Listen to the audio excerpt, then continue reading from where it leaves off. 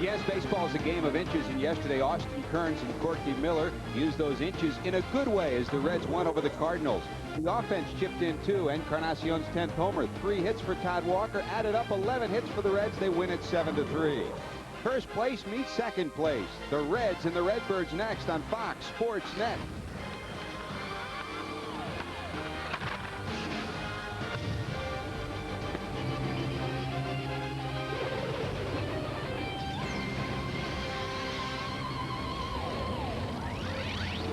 Live from Busch Stadium in St. Louis, Fox Sports Net presents Cincinnati Reds baseball. Today, Game 3 of the 4-game series. From the city by the river, it's the Cincinnati Reds against the St. Louis Cardinals. Hi, hello, and welcome to St. Louis, everybody. Along with the crafty left-hander Chris Welch, I'm George Grant. Reds against the Redbirds, always very interesting, and with this new schedule, 19 times these two teams play each other. The Cardinals right now have a 3-2 lead in the series. The Reds will try to even it up today, and Chris, this road trip, and for the last couple of weeks, the key for Cincinnati, more than anything else, has been pitching. Well, pitching gives you an opportunity to stay in a ball game, gives your offense, which if it can get on track, can be a very formidable offense, and they've done that on this road trip. Certainly, when you go through Milwaukee, the way the Reds have handled the Brewers, that's self-explanatory, but pitching coach Don Gullett's got to be very happy with the way both his starters and relievers have gone. Overall, they're 5-1 with a 1.8. The starters unbeaten, and the relievers of the 1.3 earned run average. I don't see how it can get any better than that. After back-to-back days where the Reds had trouble finding some base hits, in a win against Milwaukee, then a loss against St. Louis, had 11 hits yesterday, and Todd Walker looks like he's got it rolling again. You know, it's nice to see Todd Walker swing, because everybody who said, no, this guy's not going to hit, haven't looked on the baseball card. He can hit. He's hit everywhere he has been, and he's a guy that sprays the ball all over the place. When he's swinging the hot bat, very tough to defend, because he'll just as likely go to left field as he will to right field. Last 4 games, he's hitting .500. He got a triple, 4 RBIs. He's a guy, when you put him down that bottom part of the order, he's not an automatic out. Makes it very tough for a pitcher to get through that order. A little bit of tinkering in the lineup today. Bob Boone will shift it around a little bit. Adam Dunn will go to the number 2 spot. We'll be back with more. Check those lineups and the pitching rotation when we return. It's the Reds in Acevedo against the Cardinals in Stevenson. City with the Arch, St. Louis, Missouri. Reds baseball on Fox Sports Net is being brought to you by Advance Auto Parts. The best people is the best part of our people. By Biggs, the home of the true minimum price. By your local Chrysler and Jeep dealers. By Provident Bank, your place for winning advice. By the Ohio Lottery, Mega Millions is here. Play today for your chance to wear a Mega $1 Million smile. By your local Dodge dealer. Grab life by the horns. And by Skyline Chili. Game time or anytime when you're feeling good and hungry. Hey, it's Skyline time. Skyline Chili, the official chili of the Cincinnati Reds.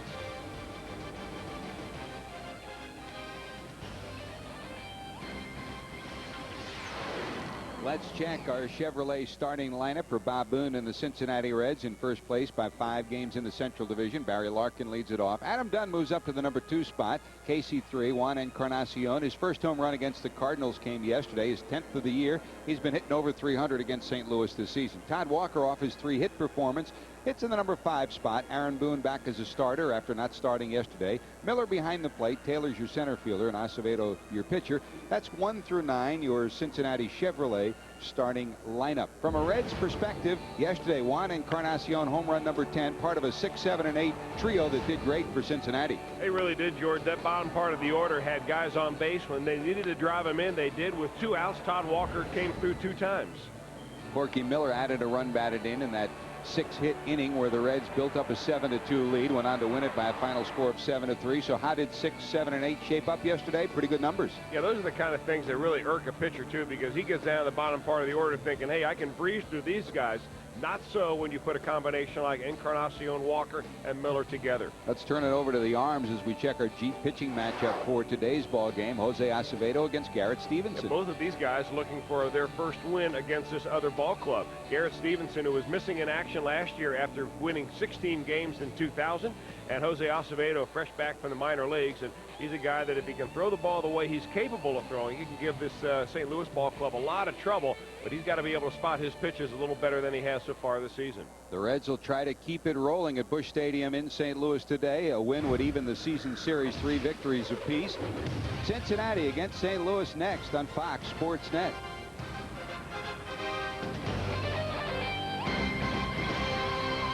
Over over 40,000 on hand at Busch Stadium, celebrating America with our national anthem in preparation for Game 3 of the 4-game set. The Cincinnati Reds against the St. Louis Cardinals. Always a great rivalry, even heated up more so this year with the Reds holding on to first place. This is the 23rd consecutive day that the Cincinnati Reds have been in first place, and here in St. Louis they're used to the Cardinals battling for first place, and they're also used to seeing this guy in the lineup and out of the lineup. Garrett Stevenson will be the starting pitcher today. He's been on the disabled list. In fact, he's one of 6 St. Louis starters that have been on the DL, and Chris, they need him to be healthy. Well, he's on the DL this year because of back injury. He missed the entire season of 2001 because of an elbow injury, and he comes back about the same pitcher he once was when he was with the Phillies or with the Baltimore Orioles. He's not overpowering. His fastball is anywhere from 87 to 92. More in the 87 to 88, 89 range is where he'll pitch most of his fastballs. He has to work both sides of the plate. Now he'll throw a little cutter in there to left-handers, and he'll run that two-seam fastball into right-handers.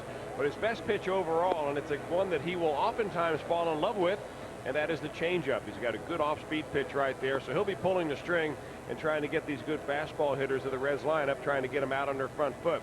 Overall on the year, he's 0-2 with an earned run average that's up around 6. He's on a pitch count because he is still coming back from that back problems that landed him on the disabled list, so don't look for Stevenson to go any deeper than maybe 5 or 6 innings at the most into this ball game. And again, Stevenson, in his career, left-handers have hit him pretty good, so Bob Boone has put an extra left-handed bat in the lineup. Reggie Taylor gets the start today. Left-handers have hit .346 against Stevenson this year, right-handers .250. And here's Barry Larkin, who steps to the plate to lead it off for Cincinnati. Larkin, Dunn, and Casey 1, 2, and 3 for the Reds captain. Now tied with Casey for the team lead in run scorers with 25. Hitless in his last 15 at bats, but he's hit a few balls pretty hard during that stretch. So the average at one point that has inched its way up to 248 has taken a bit of a dip again. It's down to 222. He's played pretty good defense in this series, though, and that's what Bob Boone and the Reds have needed. There's a strike from Stevenson. Strike 1 to Barry Larkin. Larkin in at 222, a homer and 10 knocked in the series, 0 for 9. Bright sunshiny day, a little bit warmer than yesterday. Temperature around 70 degrees. Friday night was miserable here. It rained all day long. They delayed the start of the game by an hour. It was cold and breezy. Yesterday the sun was out, but game time temperature was right around 60, and it stayed around 60 all day. Today is just a beautiful day. Guaranteed, Chris, when we come back here next time, it'll be around 90 and 90. 90 humidity and 90 degrees. Nice and toasty, just like you like it, George Grand. And the way the hitters like it, too. This park plays differently, very much like Cincinnati. When it's warmer, the ball will fly out of here. When it's cooler, not as likely to get a warning track fly ball that'll go that extra 15 feet. Tino Martinez had 1 homer yesterday. Could have had 2 on a hot day here in St. Louis. No balls, 2 strikes. Stevenson to Larkin. Up and in for a ball. Your home plate umpire today is Gary Cederstrom. Brian O'Nora is at first. Alfonso Marquez is at second, and the crew chief Tim Welke's over at third. 6'5", 208 pounds, now 30 years of age. Garrett Stevenson, slight of build, towing the first base side of the rubber against this right-hand hitter. Larkin pops it into left field, hit pretty good. Does it have enough giddy up? Back, back, back. It's going to be gone behind the bullpen, and Barry Larkin rips home run number 2 on the year. Well, we talked about it warming up a little bit. Larkin warms up big time. How about this? Ahead in the count, 0-2. Stevenson gives Larkin a second life, and boy, does Barry cash in. 1-0 Cincinnati. Barry talking after the ball game yesterday about how close he is. He says, I'm still fouling balls off that I should hit. This is one that he did not foul off. He had jumped all over it. Stevenson tries to sneak a high fastball on a 1-2 count by Larkin. Bye-ya. And this one just kept sailing. The way the wind is blowing today, as it swirls around the ballpark, it'll help balls out to left and left center. And that ball was over 400 feet. It hit to the back of the bullpen. The first row past it. So the captain gets home run number 2, and the Reds get an early lead, 1-0.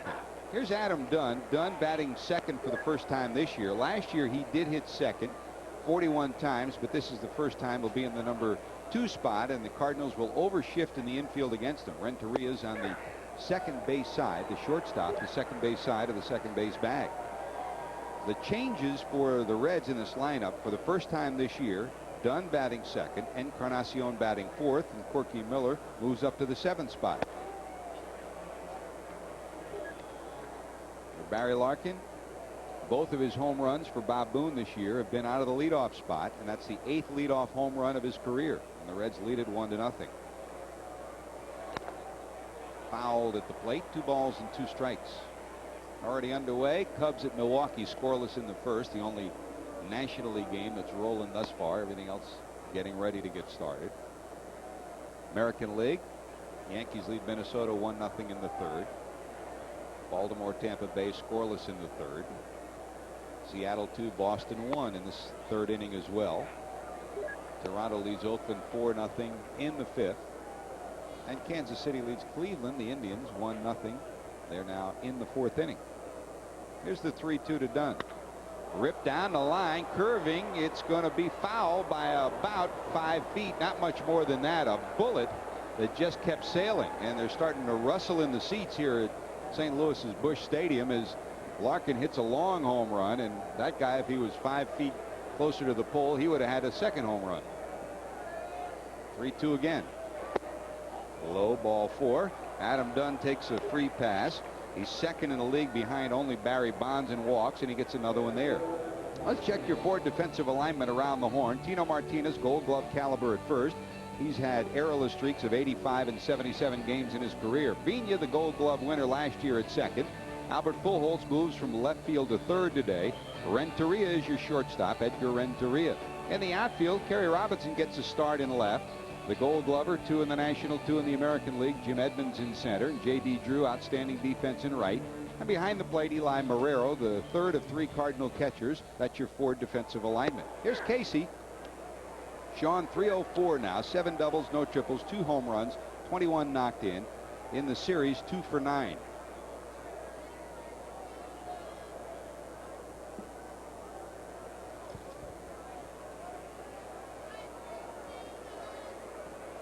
Short lead for Dunn, not going. Pitch is wide for a ball.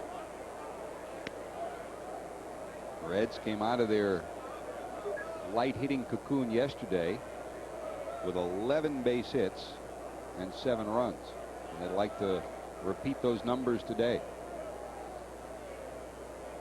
Dunn out trying to steal yesterday in a first and third situation for Cincinnati. Caught stealing was Adam. Here's a bouncer to the right side. Past Martinez. Vigna there to scoop it up, and they tap the bag. Good cover by Stevenson. They'll get 1 out of it, and the Reds will get a runner over to second.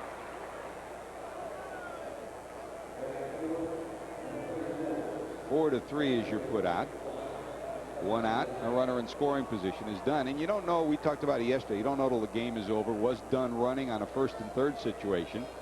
And the answer was yes. They had timed the pitcher very slow with a high leg kick, and they said let's give it a roll. And the key to that is if you get a good break, you go. If you don't get a good break, you don't go. Dunn did not get a good break. He went anyways and was thrown out at second.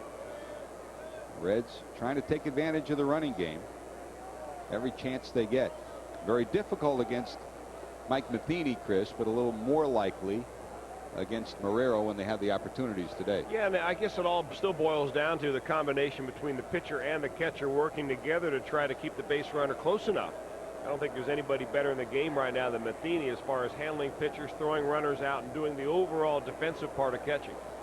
Cardinals one of the few teams to keep 3 catchers, and each of the 3 very valuable in his own right. Mike Matheny is the #1 guy and always Gold Glove caliber. DeFelice, who once was a Cardinal, now is a Cardinal again, was behind the plate yesterday. And Marrero, who has gotten some time, there's Matheny. Marrero has gotten time behind the plate, also as a pinch hitter and in the outfield. Matheny and Matt Morris, yesterday's starter and losing pitcher, together on the bench for St. Louis.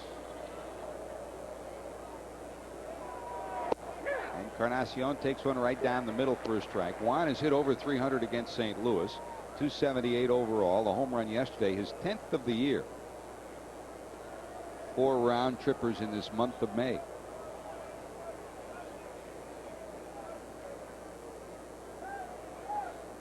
Short lead for Dunn off second. Missing wide. 1 ball and 1 strike. Cardinals decimated in April in their starting pitching. Andy Bennis went down. He's still on the disabled list. Tony La Russa had to dip down to the minor leagues. Stevenson was down. Woody Williams was down. And now they've got Stevenson and Williams back. Williams will start against the Reds tomorrow. But still, it's a fluid starting situation for St. Louis, and they just hope to be healthy and 100% by June, and then they'll say, let's see what happens after that. That's a solid starting rotation when they're all healthy. 2-1. Encarnacion drills it to left, but it'll be foul and in the seats. I'll tell you what, not a real confidence building first inning for Garrett Stevenson. Here's a guy that gave up a home run to the leadoff hitter, a barely foul ball to Adam Dunn, who now stands on second base, who reached on a base on balls. And you know, it looks like the Reds hitters are trying to get their timing down. The thing about Stevenson, though, is that when he pitches inside, he comes in off the plate enough that a lot of those loud balls that they hit are going to go foul. Very tough to keep him fair if he hits his spots. 2 balls, 2 strikes.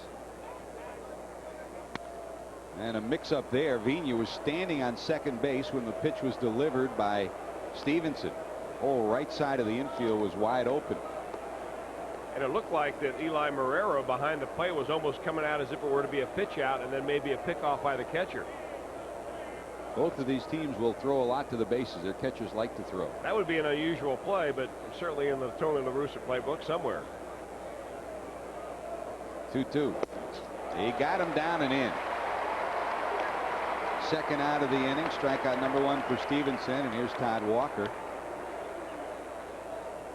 Chris told you that Stevenson's on a pitch count. He does not want to go deep in counts if possible. Here he finally comes back down and in, gets Encarnacion for his first strikeout. There's Walker, 3 hits yesterday. The average, Boone, Walker, Larkin were all around 200 as April turned to May, and now Walker's got the average to 242.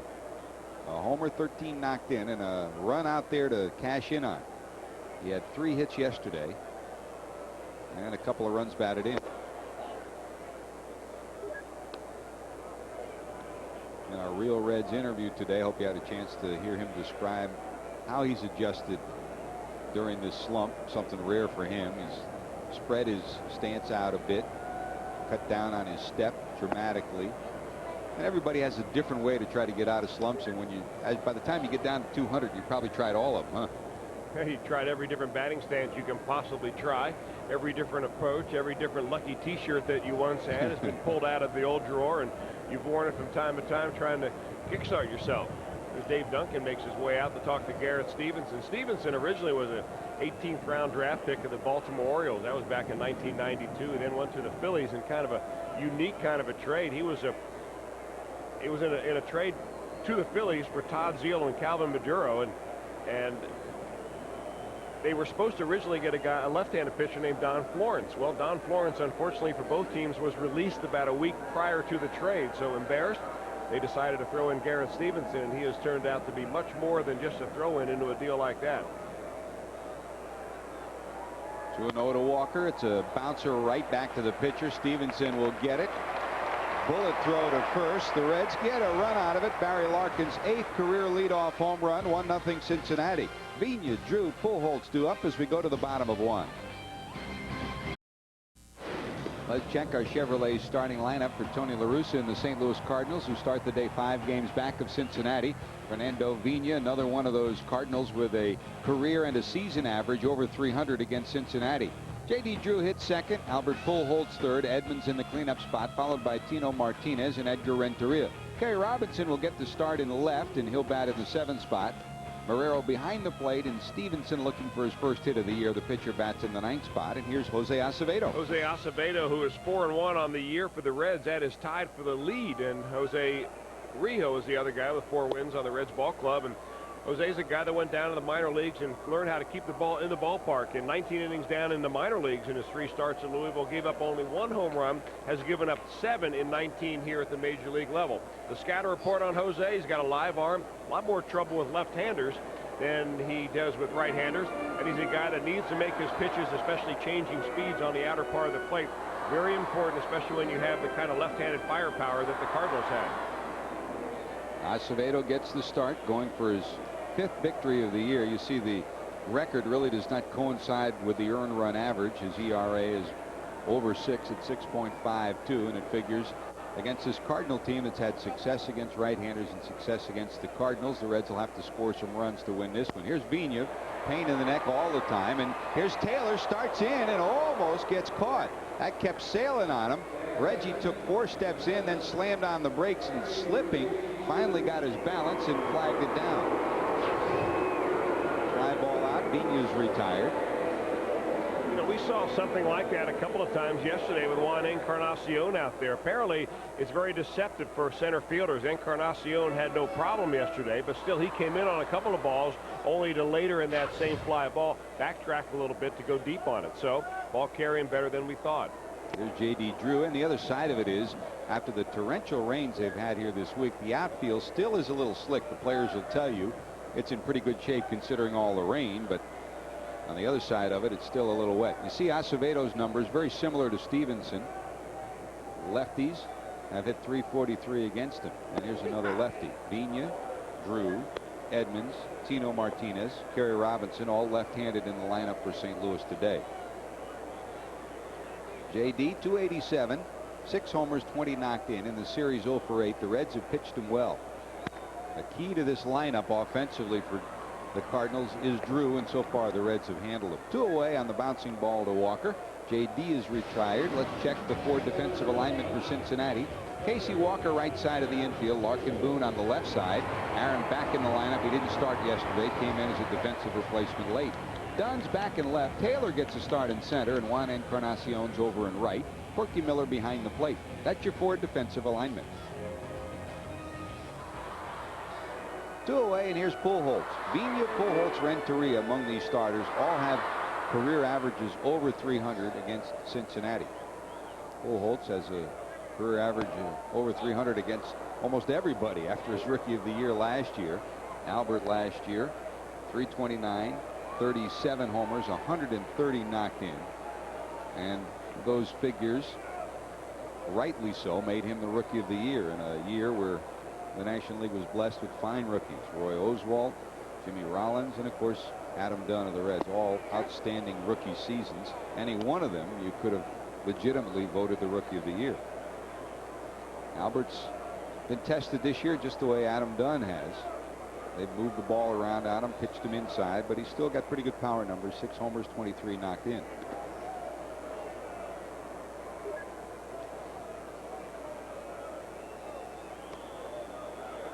Reds yesterday kept the crowd pretty much out of the ball game. It was about 40,000 on hand, and Chris, looks like more than that today, maybe 43, 44,000. And they love to wear their red, don't they? This is Steve Klein hat day at the ballpark. A dirty old grubby looking red Cardinals hat is what they've given away at the gate as everybody came in, and they're all got them on.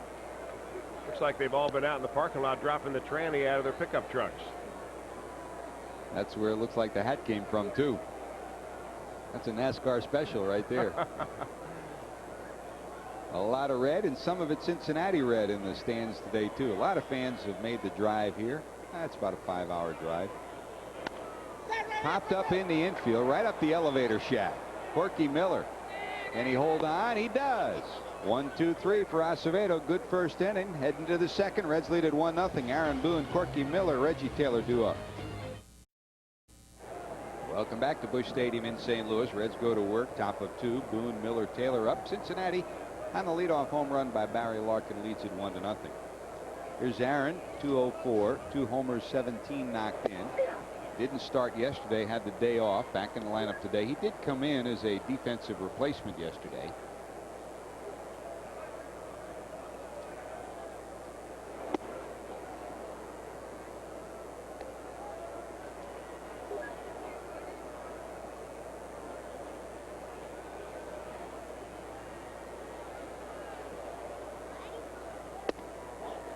Missing wide, 2-1. Call Domino's Pizza now and enjoy a free order of cheesy bread when you purchase your favorite one-topping pizza for only $9.99. Call Domino's now, where delivery is not extra.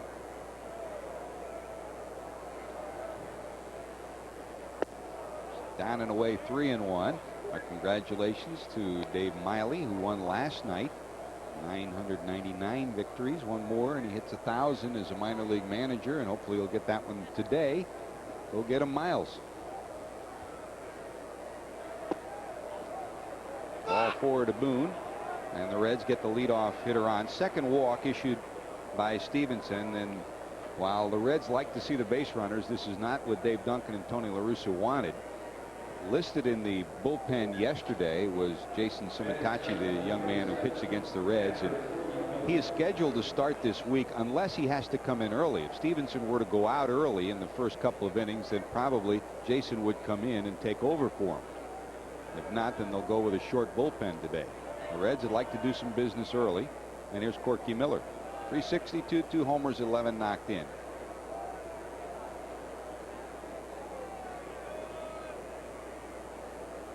Very deliberate on the mound is Stevenson, and Miller will ask for time. Corky looks down at Tim Foley down in the third base coach's box, or rolls through the signs as usual.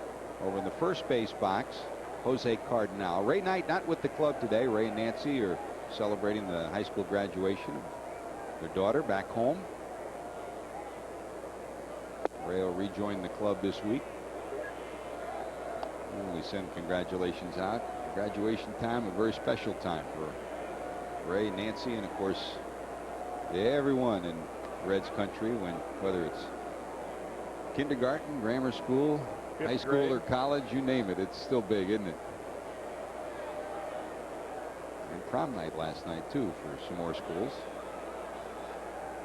Here's the 1-0 check swing. A strike, 1-1.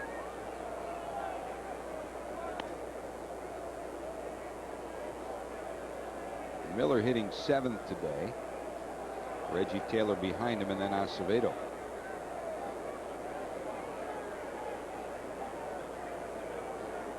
Rob Boone trying to even his season series with the Cardinals.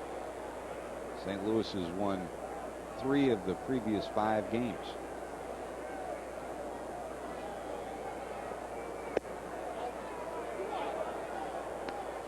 High 2-1. Stevenson throwing a lot of pitches so far and taking his time between pitches as well. You like to see the time spent between pitches if a guy is struggling, but is also an indication that he is struggling out there. Stevenson is probably on a pitch count today, and just given the fact that he just recently off the disabled list, so they want him to be as efficient as possible. Walking the leadoff man is not the way to do it.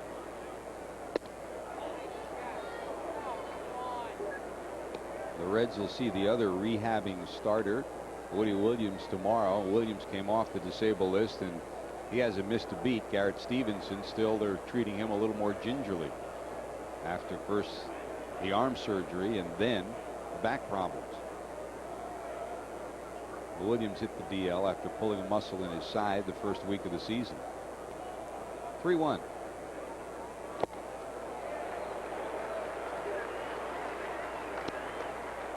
Now that's the kind of hack you want to take on a 3-1 fastball. Corky got one he liked and let it loose. Now on 3-2, you may be thinking a little different. Try to make some contact. Likely that Stevenson won't come right back with the fastball. He's got a good curveball and a nice changeup. He's looking for something that will induce a ground ball. Ball 4, back-to-back walks. Third walk in the first 2 innings issued by Stevenson.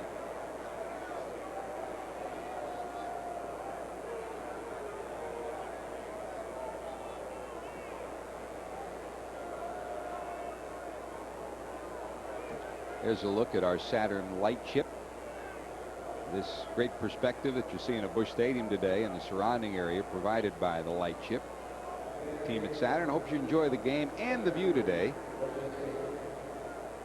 Picture perfect view of downtown St. Louis. That's the good news. The bad news is when you look at the river, we'll show it to you later, it's scary, and it's all the way down the Ohio, of course, to Cincinnati. High water mark this week. The river will stay high, and there are 3 rivers here as well for the better part of this week. Reggie Taylor fouls the first delivery back for a strike. Reggie in at 228, 2 homers, 10 knocked in. He's had his season really in the last week. His first home run and then his first Grand Slam home run coming within days of each other. Now Reggie 2 homers, 10 knocked in. Tony La Russa joking before the ball game, saying if Reggie Taylor comes to the plate with the bases loaded, we're going to walk him, minimize our damage. Well, unfortunately for Reggie, only 2 men on right here, but he's got a chance to do some damage. Here's the 0-1 fastball, misses inside. He's got blazing speed. That's why he has Pujols drawn in very close at third base. Taylor's the kind of guy that can drop a bunt down at the last moment and possibly beat out an attempted sacrifice for an infield hit. He's way up in the batter's box. Trying to slap his way past the left side of the infield. Pujols in on the grass and tight, and Renteria trying to keep the runner tied at second. Now 1-2, different approach for Reggie Taylor. You like Taylor's ability. He's got speed to burn. He's a good outfielder, but he's not really much experience at the major league level. He's only walked 2 times, and this year he has struck out 17. Missing inside, 2 balls, 2 strikes. He fit the bill for the Reds, end of spring training. Reds were looking for somebody that could provide some speed off the bench and some outfield defense if needed, and picked him up from Philadelphia the last week of spring training after he had what you'd have to call a career day against Cincinnati down in Sarasota. Single-handedly won the ball game for the Phillies that day. With the bat and the glove. 2 balls, 2 strikes. Hopped high in the air to right. Here comes Drew. Out goes Vina. Drew will take charge. The runners will have to hold. First out of the inning. The runners hold, 1 out, and here's Acevedo now with 1 out. They gave the center fielder Taylor a chance to swing the bat. We'll see what they do with Acevedo, who helped himself in Milwaukee with a base hit that turned the ball game around. More likely that they'd sacrifice with him here.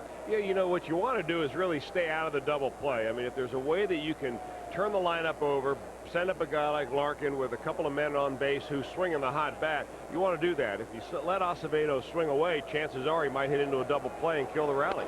Shows bunt, gets it down. Tino bobbles it, but they'll still get the out at first. Tino was thinking of going to third, and he may have had a play there. If he fielded it cleanly, Pujols was back at the bag, and they may have had a play. Of course, it wouldn't have been a forced play. It would have been a tag play, but that's where he was going. Well, I don't get Acevedo's attitude running down the bases or not running down the first base line. Here he gets a nice bunt down. The first baseman Martinez is going to get it. He runs a little bit, now he slows up. And he runs a little bit more, and then he slows up again. Hey, if he runs it all the way through the bag, that's bang bang at first base. Not to say he'd be safe, but that's just how you play the game. Tino thought he had the ball in his glove. You saw he grabbed for it the second time. So instead of bases loaded, and he might have even had a base hit, as it is, it's a sacrifice. Runners at second and third, and here's Larkin. Running hard, Acevedo very easily could have beaten that throw to first. So I'll see if Larkin can pick it up. He homered, his 8th career leadoff homer in the first to give Cincinnati an early 1-0 lead.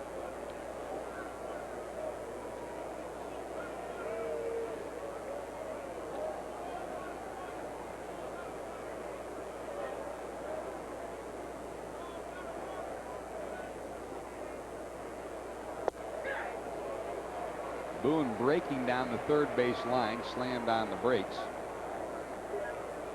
Trying to disjoint Stevenson in his delivery, but he dealt it to the outside corner for strike 1.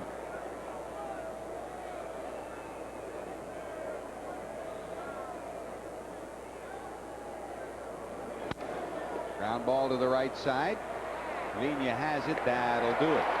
So the Reds strand a pair. They've stranded 3 through 2. Can't cash in on the 2 walks. Larkin's homer still giving them 1-0 lead. Here comes Jim Edmonds.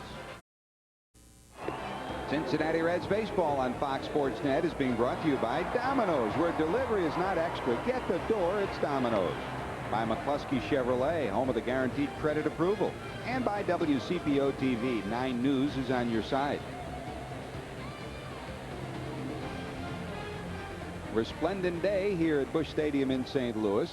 Reds early 1-0 lead on Barry Larkin's homer. Here's Edmonds, Martinez, and Renteria, 4, 5, and 6 for St. Louis as we go to the bottom of the 2nd inning.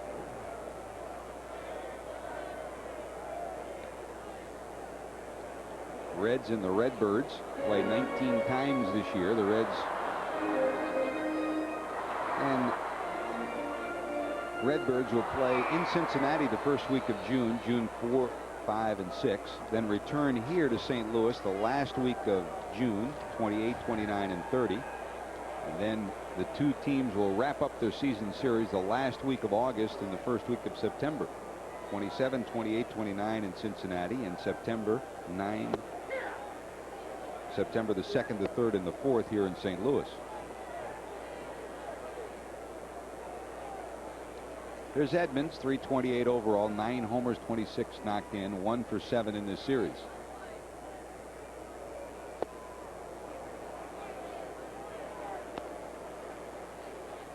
And if you're seeing some hash on your television screen back home, that's our signal. We're efforting to try to clean it up for you, but we'll give you a bird's eye view of what's going on in the meantime. Here's Acevedo, delivers a bouncing ball through the right side past Todd Walker. Base hit for Edmonds.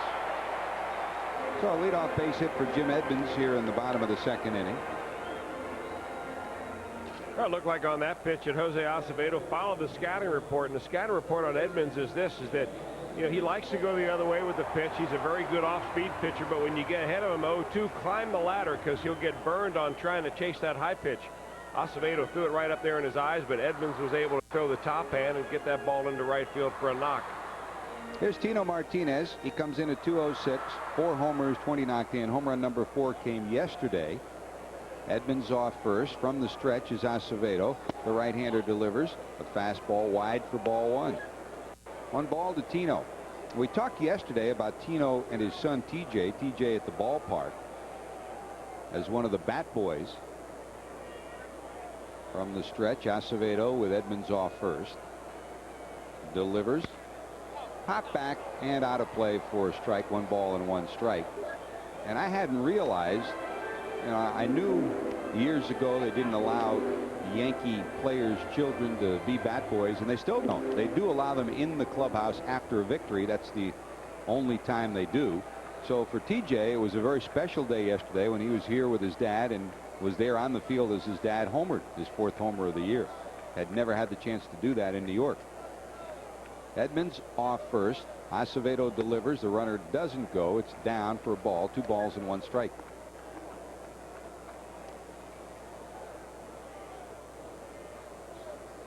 Cardinals and the Reds have similar belief in the running game.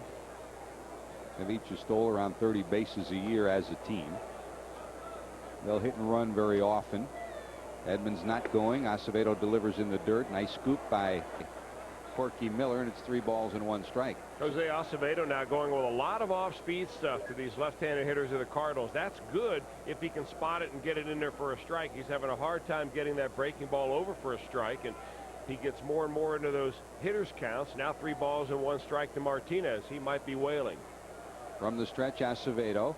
Edmonds off first. He's not going. The delivery down and in to Martinez, who fouls it off again.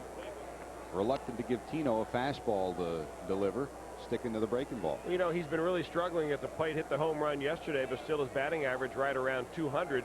And they've been talked about, well, has he lost his bat speed? Does he have the same bat speed he once had in New York? Don't know about that, but they think that his timing is off, that his stride is a little bit too long. They want him to get his leg down a little bit quicker. 3-2. We'll see if Edmonds is running. From the stretch again, Acevedo will toss over to first to chase Edmonds back. Tino, when he was in Cincinnati last week, met with his good friend and former teammate with the Yankees and former Red Paul O'Neill, who current batting coach. You know, he'll surface again in a uniform somewhere. He should. He'd be a great batting coach, a great guy to have on a club. From the stretch, Acevedo, there goes Edmonds, high in the air to right field, but it'll stay in the park. Encarnacion under it. Edmonds retreating back to first. He comes back to tag up and pulled down in medium right field. Encarnacion gets the out number 1 of the inning. I don't know that that's exactly where Acevedo wanted to put it. A little bit high in the strike zone, and Tino Martinez just missed it. He hit it a mile in the air, but not very deep. Here's Edgar Renteria. Trouble against the Reds, and always trouble with runners in scoring position. One of the top 10 hitters in the league with runners in scoring position. Acevedo will continue to work from the stretch to Renteria. Edmonds off first, and they'll chase him back to first with a toss. The defense, Boone at third, Larkin and Walker the double play combo, and they're playing a double play depth hoping for two, and Casey over at first. Renteria has hit into 10 double plays. That's second in the National League thus far this year. The Reds would love one right here. Fastball misses inside. 1 ball and no strikes. Renteria steps out, takes a look at Jose Aquindo, the former infielder here in St. Louis, who's the third base coach. Dave McKay, as usual, over at first for St. Louis. Gary Robinson is on deck for St. Louis.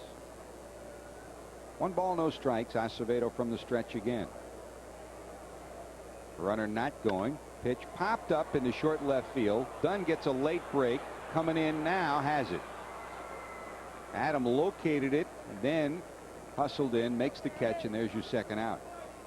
So 2 away on 2 fly balls, and here's Kerry Robinson. Again, if you're experiencing technical difficulties on your television set, it's not the television set, it is our transmission from St. Louis.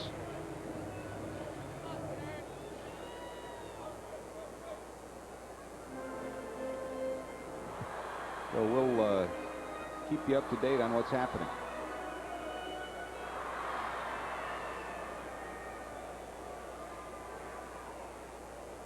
Here's Kerry Robinson. Robinson hitting 7th in the order. A little more likely that they might run with Edmonds now with 2 away and Robinson at the plate.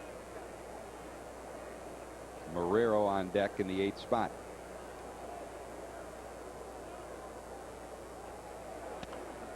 Dribbled down to short. Larkin has it. He'll tap the bag himself, and that's it. So a leadoff single by Edmonds. Acevedo dances around that. We're heading to the 3rd in St. Louis. Dunn, Casey, and Encarnacion due up.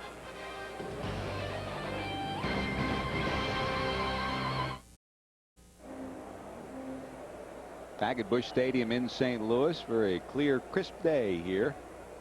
Pleasant afternoon of baseball. Great to have you with us. George Grand with Chris Welch and our production crew. And what we understand is all the technical problems have been cleaned up, and great to have you with us locally and visually back in St. Louis.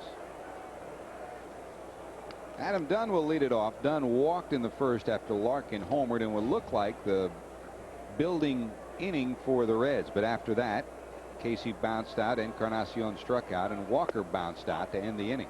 The home run by Larkin, the lone run of the ball game. Reds lead at 1-0. Bonds 55 walks. Dunn now 38 in the National League. They rank 1 and 2 in free passes. And you know about Barry, of course. Not only do they treat him gingerly, but they also intentionally walk him more than anyone else in baseball. And how about Barry? A couple more home runs. Now within 1 of Mark McGwire on the all-time list. Drilled to left center field. Base hit by Dunn. They'll take a long route, and Dunn will cruise into second with a 2-base hit. Playing deep. Kerry Robinson had to circle around that one. Edmonds couldn't get there as Edmonds was shadowed and heading towards right center field. Robinson, by the time he gets there, gave Dunn a good chance to turn it into 2, and there's double number 3. Well, Adam Dunn kind of beat the defense on that one because the left fielder was kind of playing normal left field. He goes to left center where the center fielder Edmonds was shaded around towards right center. So big gap out there in left center field for Adam Dunn. And the reason he did that, it was a high pitch, and you don't really want to pull the high pitch. You want to hit that pitch where it is pitched, and he lays that ball right in the left center gap for an extra base. Here's Sean Casey. Fastball up and in for a ball. Casey bounced to second his first time up. Hey, for a guy that is not overpowering with the fastball, Garrett Stevenson looks like he's in no hurry to throw a first pitch strike. Looks like he's more cognizant of throwing too many strikes than too few strikes. Casey trying to at the very least get the ball to the right side and get Dunn over to third. Outfield plays him straight away. Loop down the left field line, curving. It'll be foul and out of play. 1 ball and 1 strike. When you watch the great pitchers in the game of baseball, most of them will throw the first few pitches in the strike zone and then begin to expand the zone from there. working to the corners after they've established themselves ahead in the count. You try to do it the opposite way. You define the strike zone as a ball first, and then you come in. Everything looks a little bit better to hit when you're in a batter's box. Fouled at the plate, 1-2.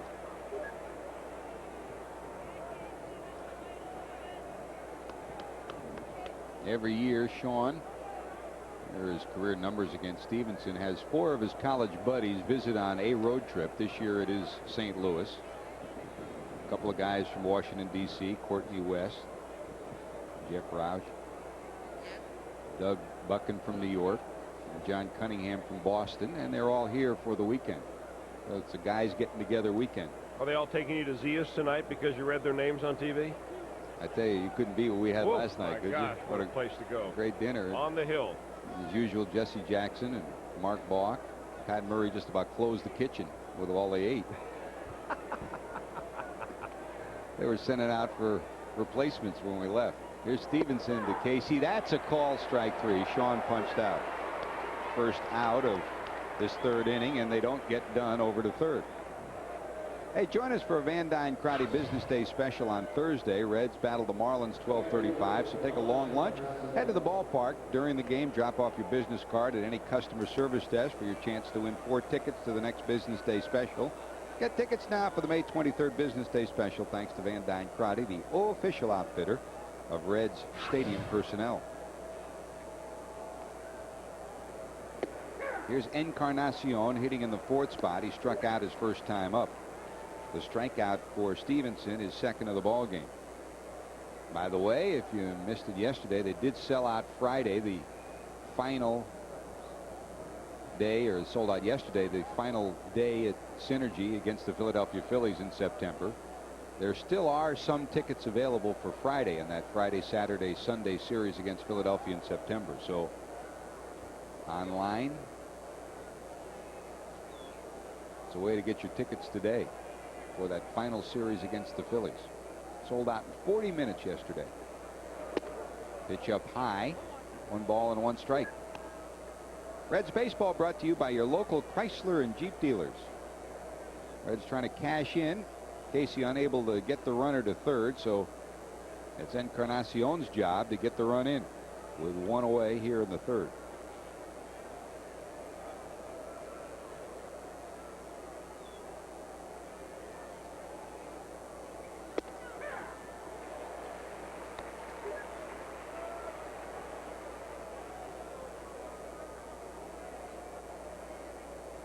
Ball, 2 strikes to Encarnacion.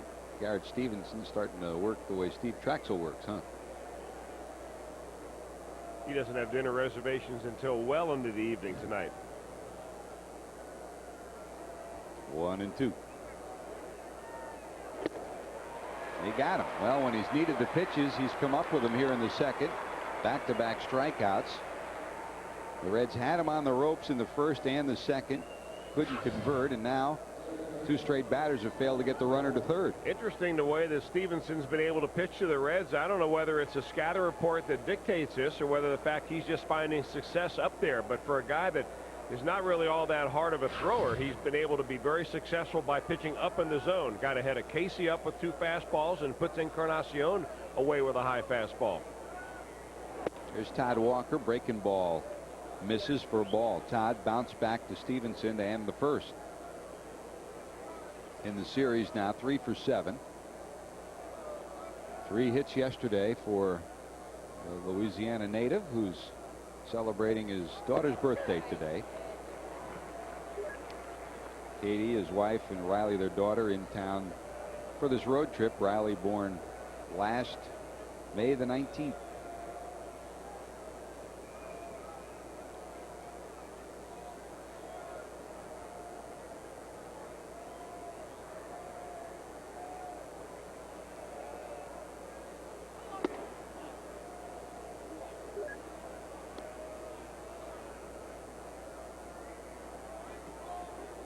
Two balls and a strike to Walker.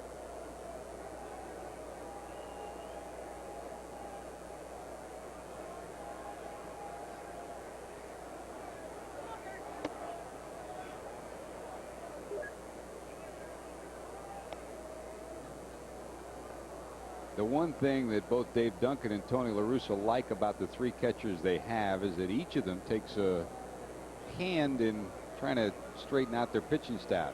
I mean, they're not afraid to get in the face of pitchers, not afraid to offer suggestions, and whether it's Matheny, Marrero, or DeFelice.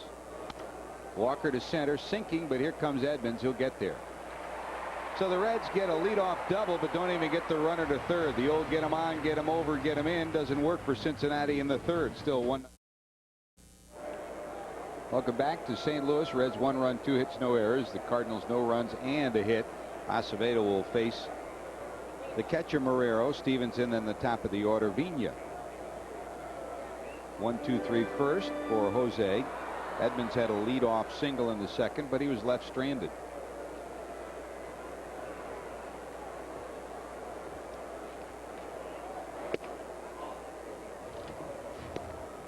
Great to have you with us in St. Louis. Our crew that's on the road with us. Mark Goldsmith not with us on this trip. Our intrepid leader, Pat Murray, in his stead, and Mark Balk in the truck along with Rich Cope, and Jesse Jackson made the trek here too. So it's great to have everyone with us. Good look at the pitcher's mound from a high home camera, showing the 2 different holes these pitchers land in. The one on the left is where Jose Acevedo lands, and one thing the Reds have been trying to do when they sent him down to AAA, and Don Gullett, since he's been back, is try to open up a little bit more and step towards home plate. That one is going to be ball 4 because Acevedo went to his mouth while on the mound, so a 3-0 count goes into an easy ball 4. Another leadoff walk in the ball game, the first for Acevedo. But by stepping in the right direction towards home, it gives a pitcher the ability to spot the ball better, and that's one of Jose Acevedo's deficiencies so far. He's been wild in the strike zone. He's given up 7 home runs in 19 innings, and mainly because he doesn't really clear his hips when he comes towards home. It's very difficult to make that kind of adjustment when you're at the major league level, George, and trying to get hitters out all at the same time. You're busy enough out there trying to strategize how to get the hitters out, much less worrying about your mechanics. So the mental lapse by Acevedo results in a base runner. Marrero's on. He's got 6 stolen bases. That ties a career high for him. Stevenson showing bunt. Miller, it hit him in the leg. Was he in the batter's box, or was he? He was it. The batter is out. Stevenson is out, as it did hit him.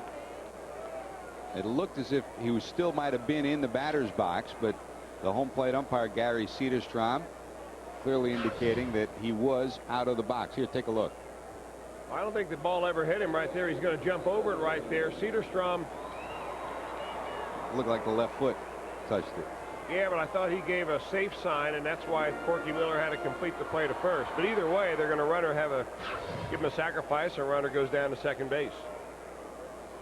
Yeah, Cederstrom waves back to the press box, waving it off both hands. So in any event, they get the runner to second, and here's Vina. Fly ball to center his first time up.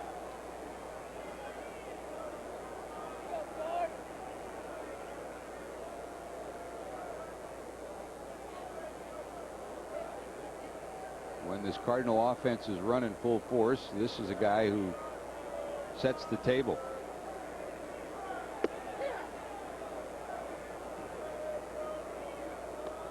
Cardinals have really, the last 2 days, not been in position to do much offensively to turn the wheels. Tony La Russa will when he has the chance. So with 1 out and a runner on second, you wouldn't be surprised to see them do anything in this stage. Well, there's nobody really holding Marrero on second base. He's got a big lead down there. With Aaron Boone in close at third, you may see him run.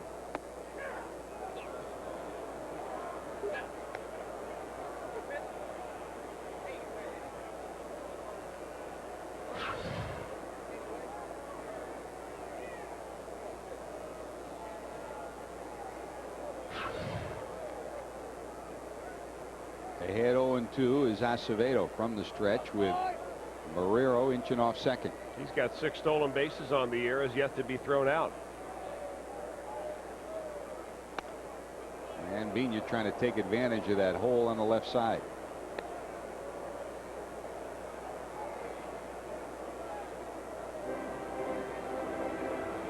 Vina and Renteria each among the league leaders in the top 10 with runners in scoring position. Vina already 18 runs batted in this year from the leadoff spot. 381 with runners in scoring position in 2002. The other day, Friday night, he picked up his 4th game-winning hit of the season, a sacrifice fly to right. The little guy finds a way to get the job done. He's a good, solid player. Stays in the game on every play. Turns a double play as well as anybody in the game. He's one of these very pesky hitters as a pitcher. You just want to get him out somehow. He's got the ability to foul off your best pitches and keep hanging in there. 0-2. Loop to left. There is Dunn. Got it. Reds playing him perfectly. The fly ball pulled down by Dunn. That's your second out of the inning.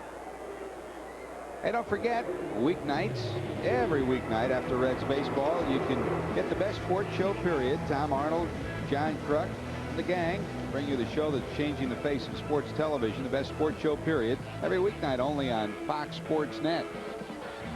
Grocery cart's optional.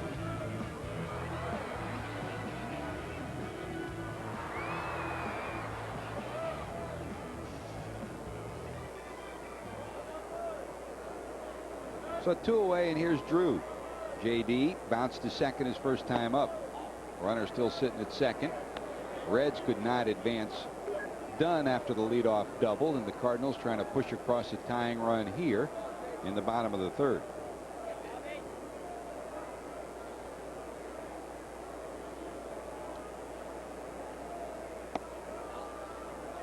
Well, back-to-back breaking balls by Acevedo, just missing off the corner. I don't think he could throw 2 more tantalizing breaking balls to J.D. Drew and be closer to the strike zone and have him called balls. You saw Acevedo again step off the mound and put his right hand to his mouth and then step back on the mound. Here's the 2-0. Well, that's the rule. You've got to get off that dirt area before you go to your mouth, and even then you have to wipe it off before you go to the baseball. The second base umpire, Alfonso Marquez, keeping a close eye on him. You have to figure, Chris, that he may have been warned. Usually they'll warn somebody once, then call it. And Acevedo usually gets 1 step to the grass before he does it. That's wide, ball 4. So Drew will take the free pass. First and second, 2 outs, and here's Albert Pujols. Hey, get MLB.com's Total Ticket and be the ultimate baseball insider. Total Ticket includes game day audio, Highlights Direct, baseball's best, and more. Highlights Direct allows you to create custom daily highlights of your favorite clubs or players with baseball's best. You can view baseball's best games ever played, from Mantle to Koufax to the Reds' Big Red Machine. Sign up for Total Ticket today exclusively at MLB.com. Key point here, big point of the lineup for the Cardinals, and Acevedo trying to get Pujols. He got him to pop out his first time up. 2 on, 2 out. That strike zone has gotten very small here in the 3rd inning for both pitchers. He is just barely missing with that breaking ball early in the count. He got behind J.D. Drew 2-0 on 2 breaking balls, then really didn't look like he wanted to throw anything in there. Had a base open, so he spilled that now, and he really ought to get Pujols. He hung that one, but fortunately hung it way inside for a ball, 2-0. You know, one of the problems is that when you step across your body the way that Acevedo does, it's very difficult for you to get your upper body into the correct position to finish off your breaking ball. A good breaking ball pitcher is going to have a good bent back at the end of every delivery, and sometimes he ends up kind of standing straight up erect, and that doesn't lend itself to a good snap on it. 2-0. And Miller holds it there an extra instant, won't get the call. It's 3-0. Well, it's time to check the on-deck circle if you're Jose Acevedo, because you want to come right back and go up the ladder against Albert Pujols. You certainly don't want to face Jim Edmonds, a left-hander with the bases loaded. Edmonds over 340 against right-handed pitchers this year. He's been either 1, 2, or 3 in the league in that category all year. And that's a call strike. Wow. Best fastball today right there for Acevedo. 3-1.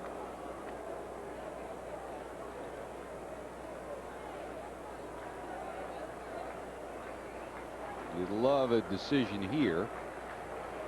3-1. You don't want to go 3-2 with the 2 runners on and 2 out. They'll be off and running. 3 balls, 1 strike. High in the air to right. Back is Encarnacion. This will stay in the park. At the edge of the warning track, Juan has it. The Cardinals will strand a pair. They've stranded 3 through 3. We're heading to the 4th in St. Louis. Boone, Miller, and Taylor due up. Opponents in the development of a young pitcher. Don Gullit, Tom Hume, part of it for Jose Acevedo. So is Jose Rijo, Chris. Be a little more aggressive out there. That looks like the body language that Jose Rijo is trying to get across to Jose Acevedo. Acevedo, George, we were talking between innings, a little tentative out there. It looks like, at least in his body language. I'd like to see him act and look a little more aggressive in everything he does. He's got the arm to pitch at this level. There's no question about that. Over 40,000 here at Busch Stadium today. Very pleasant day, and seeing a pretty good ball game. Reds lead at 1-0. Cincinnati goes back to work. Aaron Boone, Corky Miller, Reggie Taylor due up. 6, 7, and 8 for Cincinnati. The only run in the game, a Larkin homer. That was the view from the light ship. Now, do you know the difference between a light ship and a blimp? I don't know. We'll have to find out at the movie theater. Starship, light ship. Great view of the downtown St. Louis area where the river's up and flooding again, reminiscent of 1993 when the Midwest took a beating with the heavy rains. The hope is that what we've seen won't continue during the latter stages of May into June. Aaron Boone strikes out. That's strikeout number 4 for Stevenson. 1 out here in the 4th. Time for our Aflac trivia question. Who was the last catcher to lead the National League in triples? The last catcher to lead the National League in 3 base hits. That's our Aflac trivia question. We'll have the answer coming up.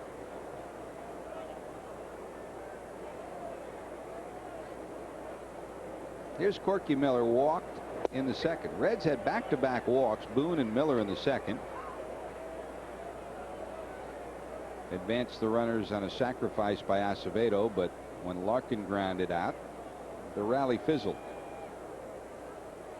Corky had a base hit, knocked in the Reds' 5th run yesterday. 1 for 4. Final game of the series tomorrow. It's a night game here in St. Louis. Jimmy Haynes against Woody Williams. Final of the 4-game set, and then the Reds right after the game will fly home, and Rob Butcher describes it aptly so, a 63-hour homestand. The Reds won't get into town until early in the morning on Tuesday night, Wednesday, Thursday day game against the Florida Marlins. 3 games in less than 3 days. Then it's on to Atlanta and Turner Field. Corky pops it back, heading towards the seats. It'll be out of play. The pitching rotation right now has Chris Rietsma going against A.J. Burnett. On Tuesday, we'll be on the air with Real Reds at 6:30. The game will follow at 7. Real Reds, by the way, tomorrow will be on at 7:30. The game will follow at 8. Bob Boone's club will then send Elmer Descends to the mound on Wednesday against Ryan Dempster. Then Thursday day game, Jose Rijo goes against Julian Tavares. Ripped but foul by Corky. 1-2. We showed you the high home look at Jose Acevedo. Acevedo, who sets up on the 3rd base side of the rubber, opposite of where Garrett Stevenson is, and then steps a little bit off center. Stevenson's a little bit more straightforward towards home plate, even though he does pitch from the 1st base side of the rubber. Kind of an unusual spot for most right-handers. High in the air to left. Robinson cruises in, makes the catch, and there's 2 away. There are some pitchers, mostly veteran pitchers, that will alternate their spot on the rubber, whether it's a left-handed batter or right-handed batter. When a right-handed pitcher delivers to right-handed batters from that side of the mound, does it tell you right away he's going to work the outside corner? Well, it tells you that he likes his breaking ball, and he likes that is if he pitches from the 3rd base side of the rubber, he may drop down a little bit and give you that breaking ball that looks like it comes from behind your ear and then breaks away. When he pitches like Stevenson, who goes from the 1st base side of the rubber, it may be something that he wants his changeup, which will move away from left-handers, to be his most effective pitch. 1 ball to Reggie in the dirt. 2-0 to Taylor, who hit a fly ball to right. in the second inning. I've always been one to believe, though, regardless of what side of the rubber a pitcher chooses to pitch from, it's more important to step towards your target. If you're going to step inside, or if you're going to pitch inside, then step inside. Very hard to throw across your body and get the ball where you want to. Pass Martinez into the corner. Reggie's got some speed. He turns first, heading for second. He'll cruise into second with a two-base hit. A double for Reggie Taylor, and the Reds have a two-out double that puts a runner in scoring position for Acevedo.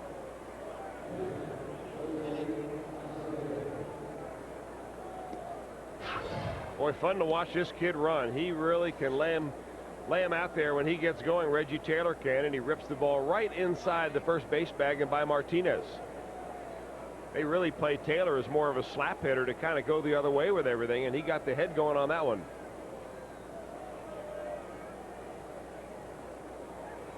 Speed with great ease. Reggie Taylor on the base path. Doesn't even look like he's running. He glides. So the Reds trying to cash in another runner. With the runners in scoring position, they were able to get two there in the second. After the sacrifice by Acevedo, they were both stranded. And in the third, Dunn led off with a double. He was left stranded at second. They never even got him to third. Well, the ball went nowhere, but the bat went to short. 0-2.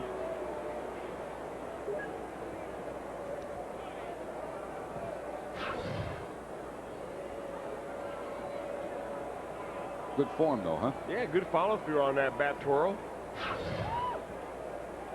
He's one of the few batters that's able to keep that fair. Most of them let that fly into the stands.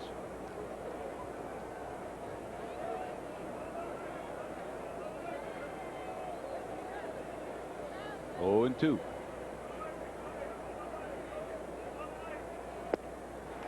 Got him, and the Reds will strand another in scoring position. A 2-0 to show for it, heading to the bottom of 4. Edmonds, Martinez, Renteria do up.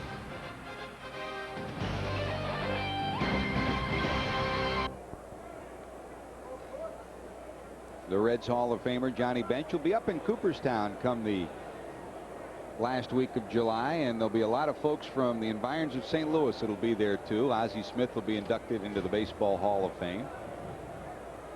Cardinals right now strongly represented by living Hall of Famers. Ozzie will join Red Cheney, Stan Musial, Bob Gibson, Lou Brock. All Hall of Famers who've been inducted in Cooperstown, and we want to send a get well message, of course, to another great Hall of Famer, Jack Buck, Cardinal broadcaster, still recuperating at Barnes Hospital here in St. Louis after his bout with lung surgery and then a staph infection, and we hope to see him back at the ballpark soon. Here's Edmonds, single to right his first time up. Acevedo behind 2-0. George, do you think that the inclusion of Ozzie Smith into Cooperstown will enhance the possibility that Barry Larkin will make his way in there? After all, Larkin's offensive numbers are better than Ozzie Smith's almost up and down the line in every category.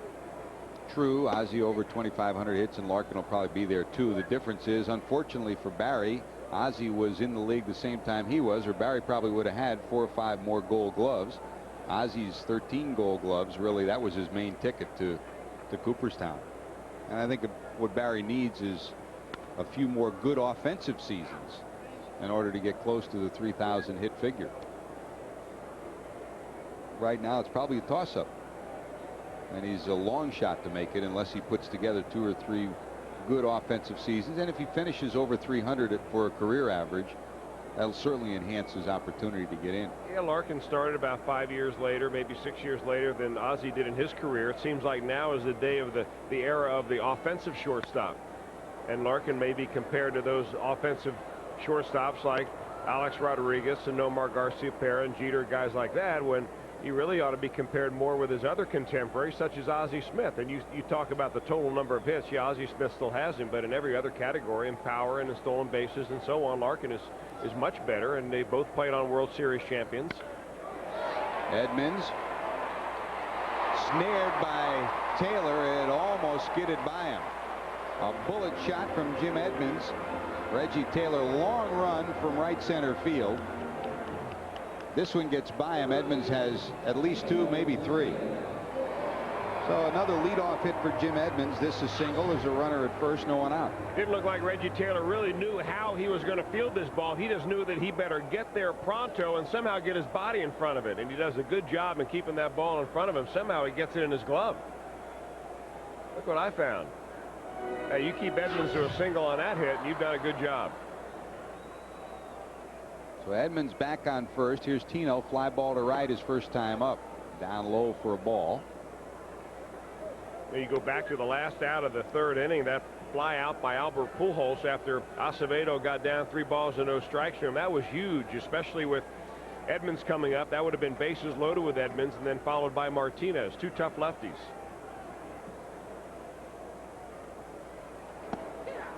A strike to Tino. Well, each club has had a series of chances here in the last 3 innings. Neither one has been able to convert. The only score on the board is a Barry Larkin leadoff home run, top of the 1st, off Garrett Stevenson.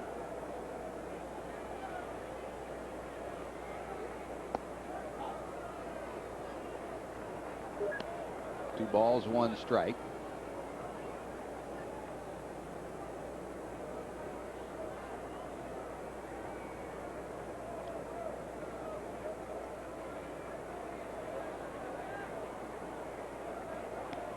Got him. Tino hit in the back, so that'll put a runner in scoring position again on the hit batter. And there are 2 on, no one out for Edgar Renteria.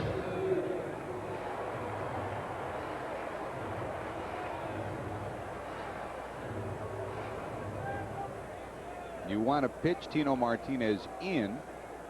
Don't let him get those arms extended. A little too far in for Acevedo, and the tying run reaches second, and the go-ahead runs down at first. Yeah, but if you do miss in, you want to miss in and make the batter pay the price for you missing your spot, and not you pay the price by leaving it out over the plate and have him hit a 2-run homer.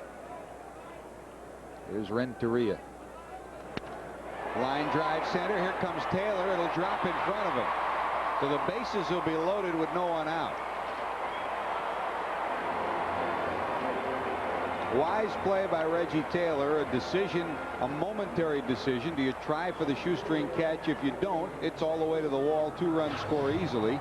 He let it drop, and now the bases are loaded. You know, outfielders and infielders alike have to continually ask themselves, what am I going to do if the ball's hit to me? Do I take a chance? Where do I throw? How do I go after a soft hit ball? When do I charge a line drive? And in this situation, that's the best play for Taylor.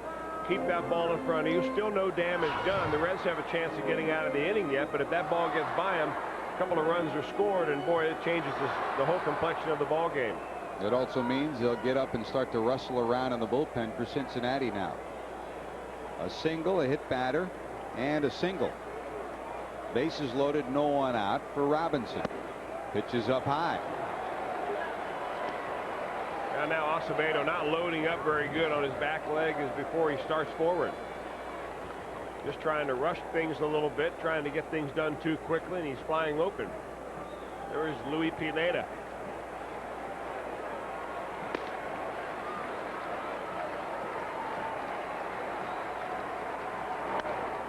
Robinson fouls it back. 1 ball and 1 strike.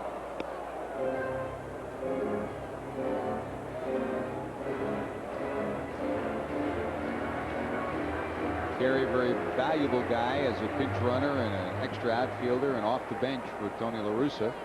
Gets the start today to get an extra left-handed bat into the lineup against Acevedo. And it's a key point in the game for the Cardinals, Robinson, and that offensive alignment for St. Louis. There's the 1-1. That's a strike. Big looping breaking ball, and it's 1-2. You get an out here, and then a double play can get you out of trouble. That's what Acevedo's hoping for. Well, he's looking for a strikeout right here. Doesn't look like he's got the strikeout pitch working too well today. Has not struck a Cardinal batter out yet. But if he's saving a good pitch for sometime in this ball game, now would be a good time to let it out. Larkin, Walker, double play depth middle of the infield. They'll concede a run and try to get 2. Way high, 2-2. And he wanted to go up and away with that, but wanted to stay in the same time zone.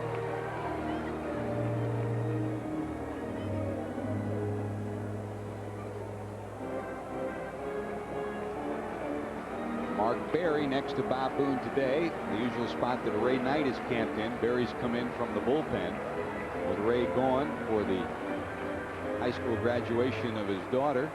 Mark Berry next to Boone today. 2 balls, 2 strikes. They're loaded for St. Louis. A grounder to short. They'll get one on to first. Won't be in time. The speed of Robinson prevents the double play. A run will score. And it'll be first and third with 1 out. Not much of a chance as soon as the ball left the bat to turn a double play on that with Robinson's speed. Well, Robinson is kind of like Reggie Taylor. He can really fly, and when he comes out of the left side of part of the batter's box, gives him an extra step towards first. He puts his head down, just books it down to first base. That ball was not hit hard enough for the double play, but the Reds have now, with runners on the corners, the chance to keep the double play in order if they can keep Robinson at first base. With bases loaded and no outs, if they can clean this one up with a double play here, it could have been a lot worse for Acevedo. So he's trying to wriggle out of this jam against Marrero. Marrero walked in the third. He was given a walk when Acevedo went to his mouth while Acevedo was at the plate.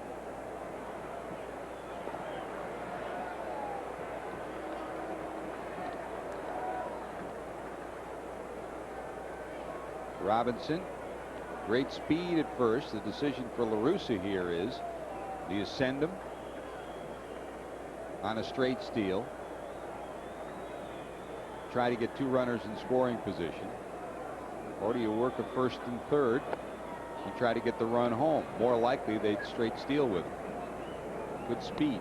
Hey, remember though, you're down the number 8 spot in the lineup, so with the pitcher on deck, you'd like to see, if you're Tony La Russa, Eli Marrero have a chance to do some damage. Kerry Robinson at first base, 6 of 8 in stolen bases.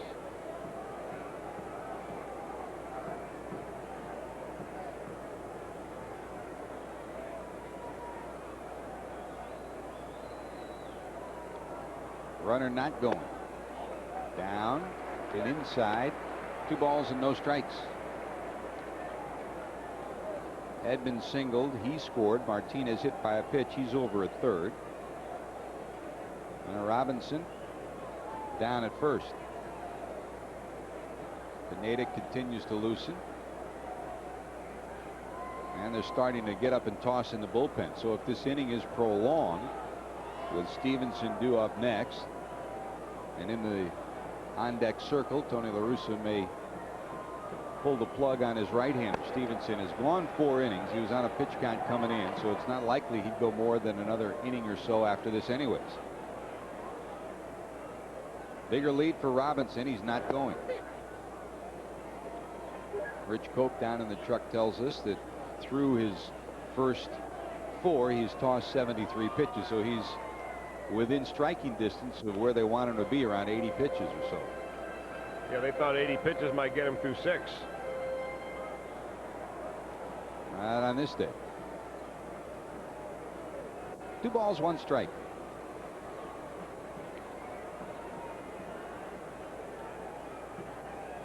Runner not going.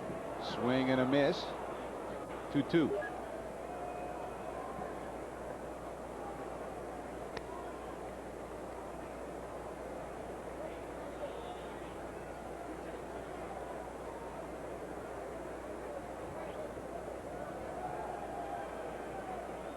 Eli at one time was the anointed catcher of the future for the St. Louis Cardinals team. He was the backup to Tom Pagnazzi, and they kept Pagnazzi on for an extra year to try to bring him along.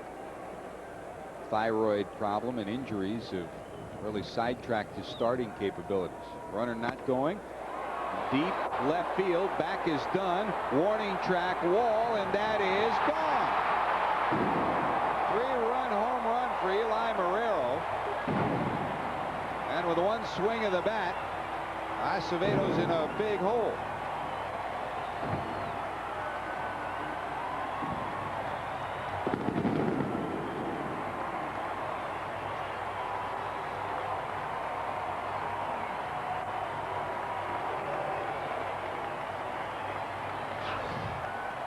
We talked in our scatter report about Jose Acevedo making mistakes in the strike zone, and he hangs a slider right there to Eli Marrero, who launches for a 3-run homer and a 3-run lead. So the 8th home run that Acevedo has given up now in about 23 innings. Here's Stevenson. That means Stevenson will stay in now with a lead and a chance for a victory. So Eli gets his 2nd home run of the year.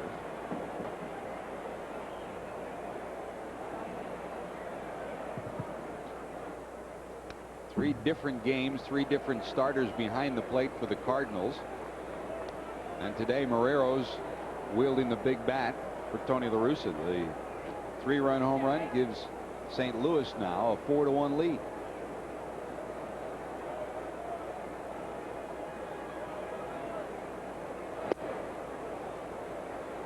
Swing and a miss. Stevenson's retired. Your 2nd out of the inning. Back to the top of the order, Vigna. Aflac trivia answer for today. Who was the last catcher to lead the National League in triples? As we talk about Cardinal catchers, can't forget this guy, Tim McCarver, 13 for the Redbirds in 1966. Former personal catcher for Steve Carlton, who had become a brilliant broadcaster as well.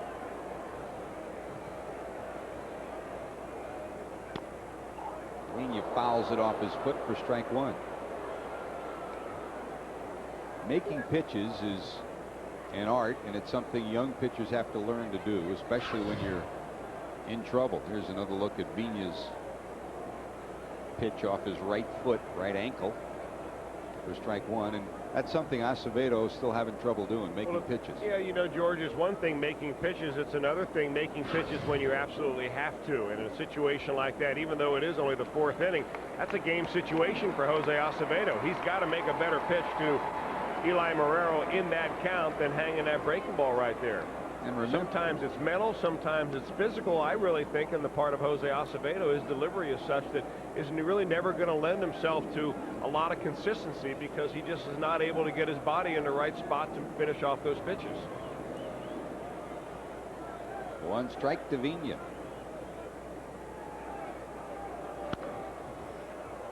Acevedo can't get it. He'll go to the bag though, and they'll get the out. But the damage done. A single, a hit batter, another single, produce a run, and then the homer by Marrero. It's a 4-1 Cardinal lead. This one, 4 runs, 4 hits now for the Cardinals. A run, 3 hits for the Reds. Home run baseball's told the story in this one. 3-run home run from Eli Marrero has given St. Louis a 4-1 lead. The only Reds run came off the bat of the guy at the plate right now, Barry Larkin. Leadoff homer in the 1st. Gave Cincinnati an early 1-0 lead. Larkin back for his 3rd at bat. The homer, his 8th career leadoff homer. Then he bounced to 2nd. And here he leads off the top of the 5th against Stevenson. So Stevenson allowed to stay in after the home run by Marrero. He can thank his battery mate for a chance at a victory today. Now he leads at 4-1, and they'll probably give him this inning, depending on how quickly he gets out of it, for the chance to get a W and then go to the bullpen rest of the way. Reds had Stevenson on the ropes with a runner left on in the 1st, 2 in the 2nd, another one in the 3rd, and another one in the 4th.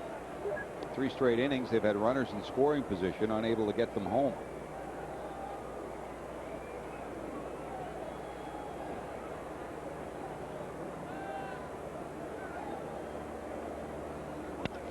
Line drive left, sinking. It'll drop in front of Robinson, and Barry's 2 for 3. Base hit here for Larkin. And here comes Adam Dunn. Another pitch up in the zone off of the hand of Garrett Stevenson, and Larkin is all over that. The one he hit for a home run was up there as well. That time he threw the top hand and got one of those humpback liners into left field. Here's Dunn. He walked his first time up, his 38th walk of the year, second only to Barry Bonds in the league, and hit his 3rd double of the year to left in the 3rd. High in the air to right. J.D. Drew under it. He's got it, and there's one away. Well, that was one of those, just missed that one. Swings by Adam Dunn. And that'll bring up Casey, 1 out and 1 on.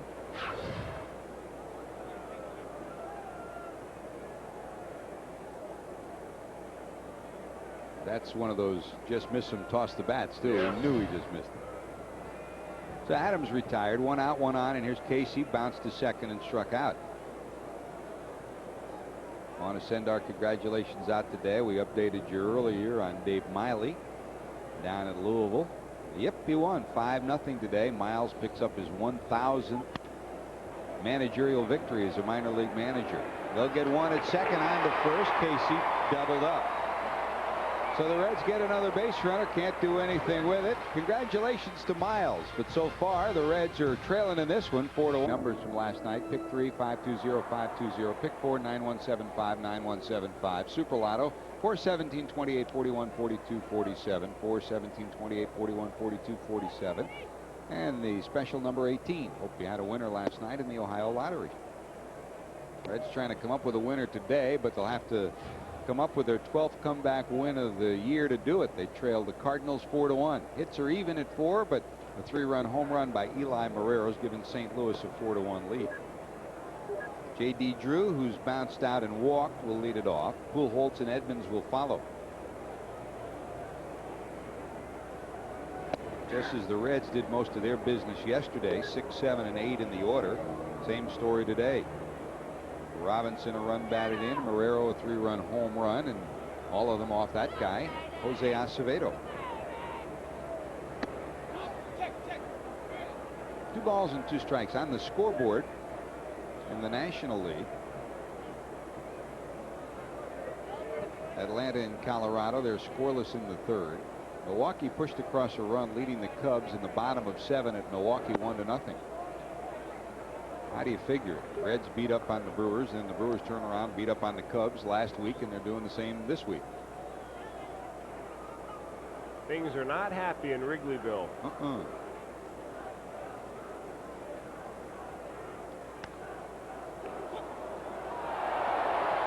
Fouled off. 3 balls, 2 strikes to count to J.D. Drew. That's Wood against Quevedo in that game at Milwaukee today.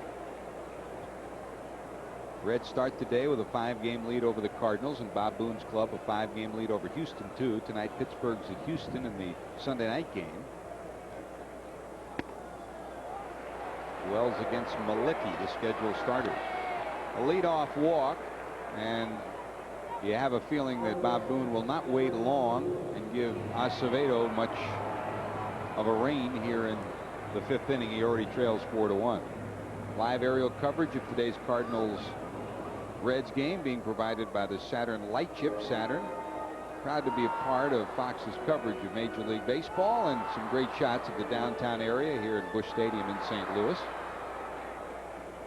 Picture perfect day, and right now the scoreboard is shining on the Cardinals, who lead at 4-1.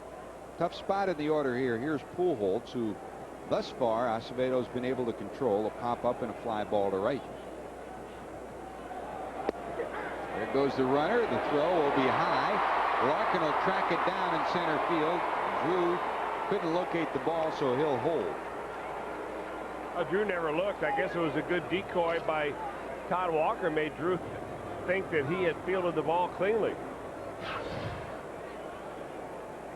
Good jump, as you see right there. J.D. Drew a couple of steps towards second before Acevedo was able to get rid of the ball. Drew just goes in there and turns his back on the ball. Cardinal sin number 1 when you're a runner: never lose sight of the ball unless you have to. 5th stolen base for J.D. He's been caught only once this year, so another runner in scoring position for Pujols this time. Pitch was a strike. Here's the strike 1 delivery. Up and in for a ball. Later on today, Montreal will be at Los Angeles. Chan against Ashby. Mets, San Diego. Estacio against Tolberg. Philadelphia, Arizona. Wolf against Anderson.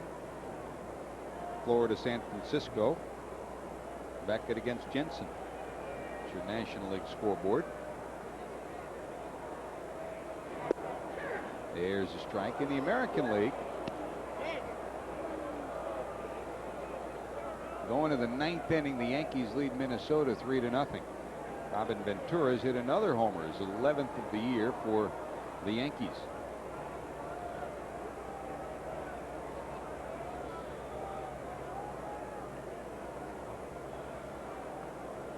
There's the 1-2. slap foul and out of play. The count will hold at 1 ball and 2 strikes. Final, Toronto has beaten Oakland by a final score of 11-0. Delgado hit his 12th, Lopez his 7th, and Dave Berg hit his 3rd. 11-0 Toronto wins over Oakland.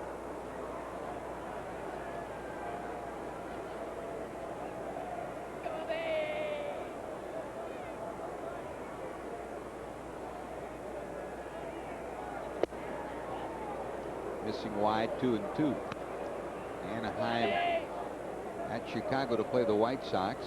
Mike Scioscia's club leads at 5-1 there in the 8th inning. Tampa Bay, Baltimore.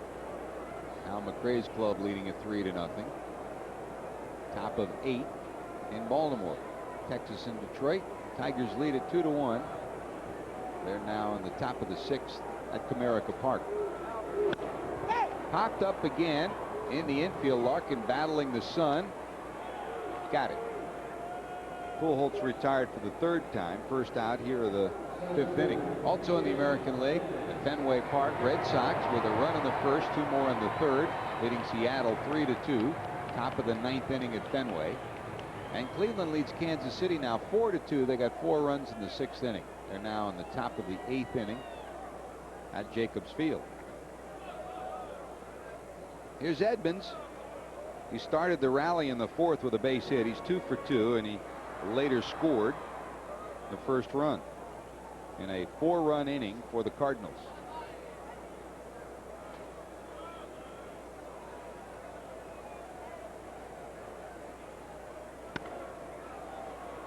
McCluskey Chevrolet still in GM overdrive these days. Take the rate or the rebate as low as 1.9% or up to $3,000 cash back only at McCluskey Chevrolet. Call the 1 number 761-1111.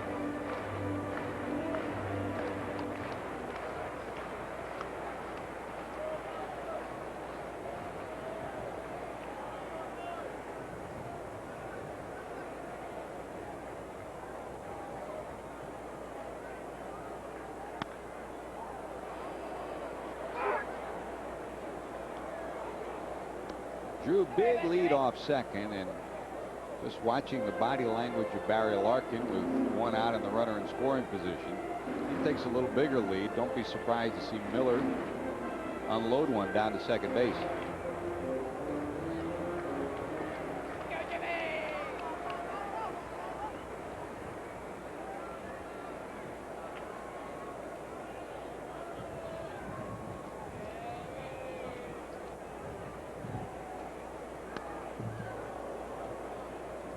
Fouled off. Count stays 0-2. Really an ideal count to do something like that, Chris. 0-2, you can waste a pitch, and you could pick Drew off and get Acevedo out of trouble here.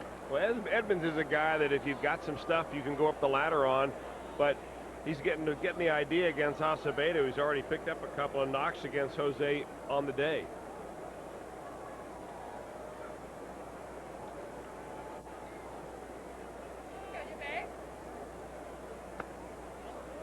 Breaking ball down low. 1 ball, 2 strikes.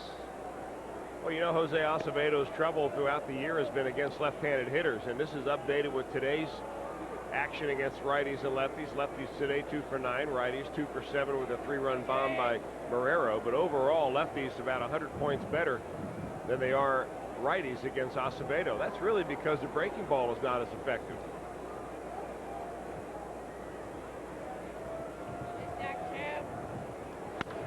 Look out. Drill to right. Is it high enough? It is. Off the wall. Here comes Drew around third. He'll score easily. Well, they went up the ladder, but not up enough.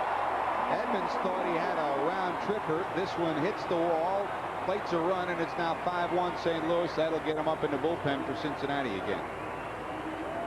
You know, it's amazing how high you have to go when you go up the ladder on Jim Edmonds. This guy can throw that top hand with anybody, and the only reason this ball stays in the ballpark is because he's able to throw that top hand and get a little humpback on it.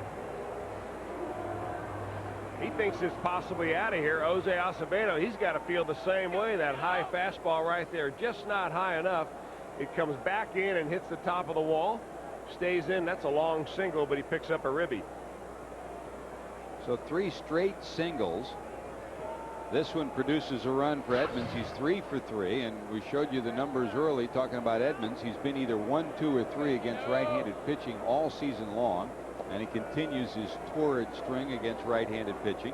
Came in at 344 today, and that's been upped with his 3 for 3 performance. Pineda up and loosening again in the bullpen for Cincinnati. There's Tino. There's a strike. Tino fly to right, hit by a pitch.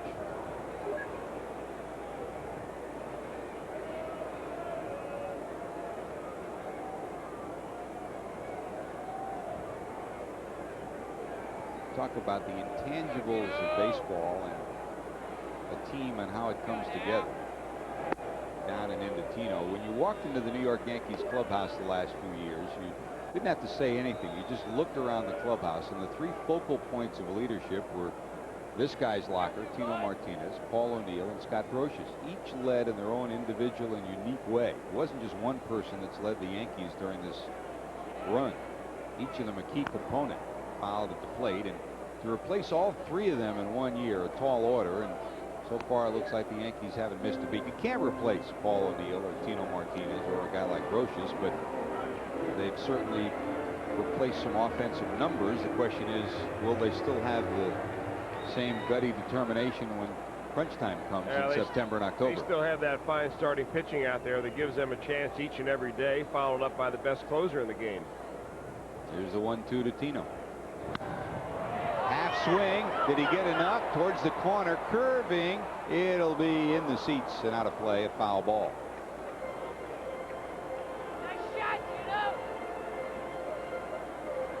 And that same quotient is happening here in St. Louis. Mark McGwire, who was a major presence in this club, is no longer there. And you walk in the Cardinal clubhouse right now, the leadership quotient really hasn't found its high watermark. It's something that's still evolving for the Cardinals. Cincinnati side, it's a different story. The veteran leadership of Barry Larkin, it's been clear who the club leader is for many years. Here's the 1-2. But just like '99, Chris, I think you look at the Reds clubhouse, it's been the younger players, as it was in '99, who have helped spur on the veterans on this club. It's kind of the love of the game feeling, you know, when you see guys like Kearns and Dunn and Casey and Corky Miller playing with that enthusiasm. It's contagious, and they're playing their hearts out right now. It's a great team to watch. 2 balls, 2 strikes, 1 out. Runner not going. That one misses. Will go full 3-2. And what makes it so satisfying is that so many people at the beginning of the year looked at this ball club, especially in spring training, the way they struggled. They lost 20 games and said, hey, they're going to end up at the bottom of the pack if they get off to a slow start. Look out. Well, they didn't get off to a slow start. They're pitching better than ever, and they've really hung together. There goes Edmonds. Drill towards the alley. Edmonds might have a chance to score. They'll hold him up at third. He takes a wide turn as the relay comes into Walker. So it's 1st and 3rd. Looks like Jose Acevedo has hit the wall and hit it hard here in the last couple of innings. He's made some bad pitches, and Bob Boone sees the same thing. He is out of the bullpen. This will be the last pitch as we replay it again. Tino Martinez, solid line drive on a 3-2 count. That'll be the last one for Jose Acevedo on the day. So Acevedo's day is done. Pineda will be on his way in. The Reds trail it right now 5-1, and 2 more runners on with 1 out. While the pitching change takes place, we'll take time out for these messages. You're watching Reds baseball on Fox Sports Net. The one that Bob Boone has, no hesitation to go to them, and they got to go to him right now. Jose Acevedo out, Luis Pineda in. 18 games for Pineda. An opposing batting average of less than 200. This guy threw a fastball at 99 miles an hour last week in Milwaukee. And the strong arm right-hander has been very good surprise for the Reds since coming over in that Dimitri Young trade from the Detroit Tigers. Talking to Tony La Russa before the game today, he said, now, Pineda, where did he come from? Trying to rack his memory, and he said, wasn't it Detroit? And he said, yes. You mean Pineda and Encarnacion in that same deal? Yep. He said, well, it sure panned out well for the Reds, hasn't it? And it has. Encarnacion's played well, so is Pineda. Tony La Russa playing dumb like Fox. Yeah. Fox Broadcasting? First and third. Pineda delivers wide to Edgar Renteria. Renteria today 1 for 2, fly ball to left and a single to center. Well, the bullpen has to keep it where it is, and the Reds will have to hope for another comeback victory today in St. Louis.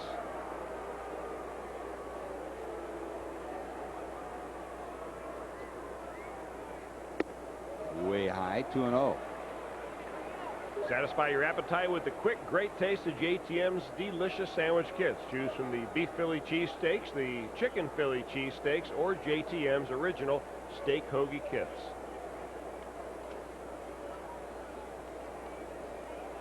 Edgar, like Vigna, one of the leaders in the league with runners to cash in, and he's got Edmonds down at third. 362 with runners in scoring position is Renteria.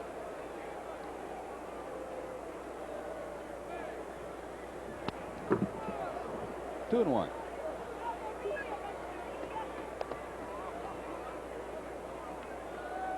Cardinals have won 3 of the 5 games played between these two teams thus far.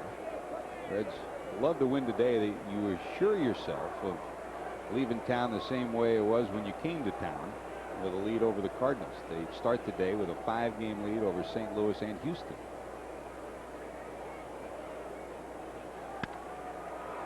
Slap to the right side. It'll be foul and out of play.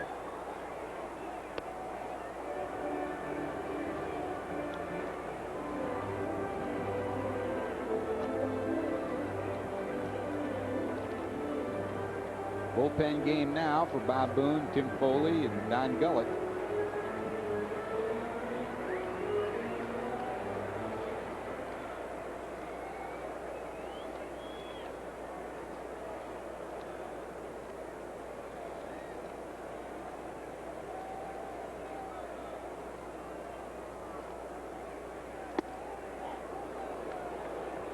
Little wide, will go full, 3-2. First and third, we'll see if Tony La Russa will send Tino Martinez off and running with the 3-2 1-out count.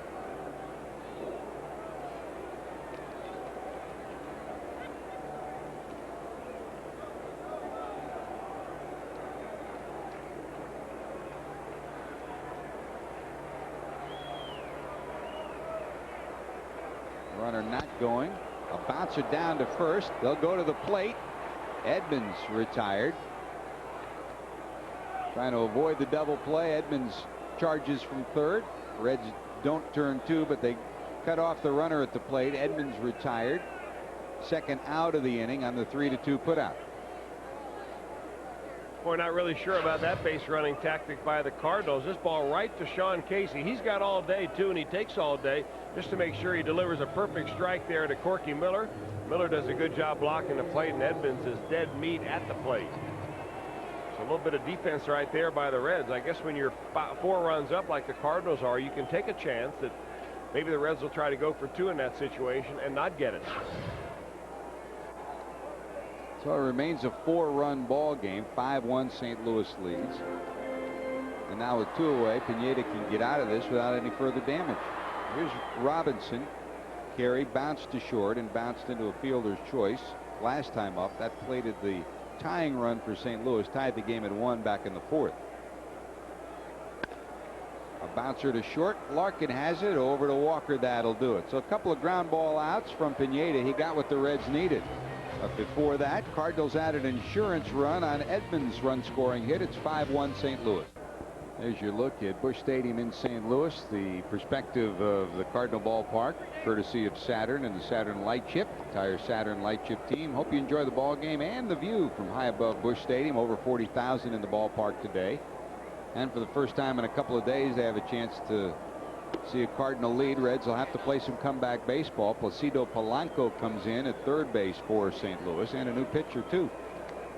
Harris Stevenson went 5 innings of 4-hit 1-run baseball. That 1 run was the leadoff home run that Barry Larkin did to start the ball game off. He punched out 5. He gives away the Lima native Gene Steckschulte. So from Stevenson to Steckschulte, the Cardinals go, and this young right-hander is having a very fine year.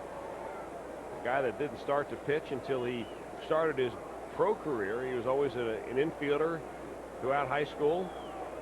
in the minor leagues. They switched him over to be a pitcher, and boy, he's got a lot of late movement on his fastball. So you'd expect that Steckschulte will enter the game in Robinson's spot, the 7th spot in the order.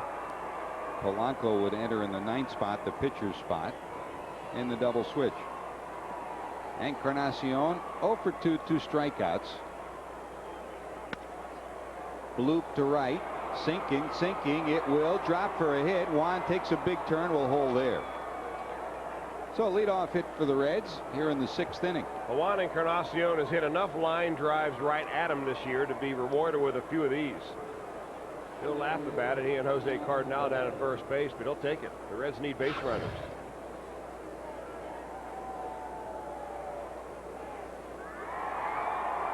Long run for Walker, he can't get there. Inside, Walker comes to the plate. Walker today, after his 3 hits yesterday, has bounced back to the pitcher and flied to center.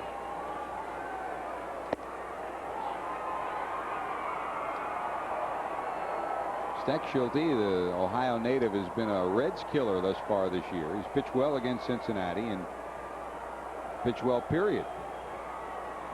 He's been a very valuable component of this bullpen, a win or a hold in each of his last 4 appearances.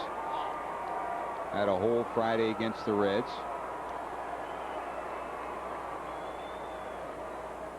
Had a blown save last week against the Reds, but then picked up the victory with 2 innings of scoreless relief a week ago back in Cincinnati. That's a strike, 2-1.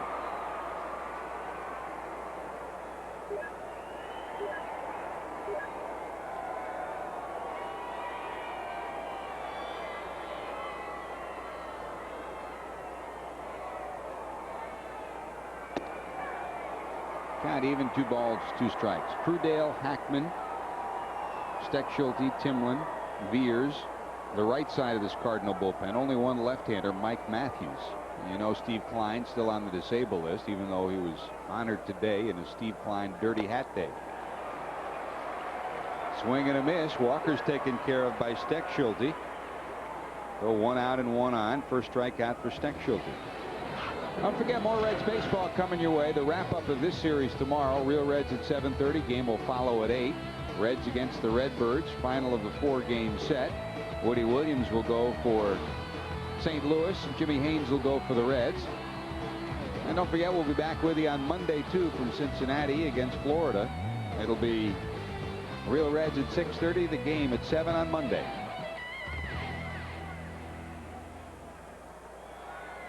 Here's Aaron Boone, a walk and a strikeout.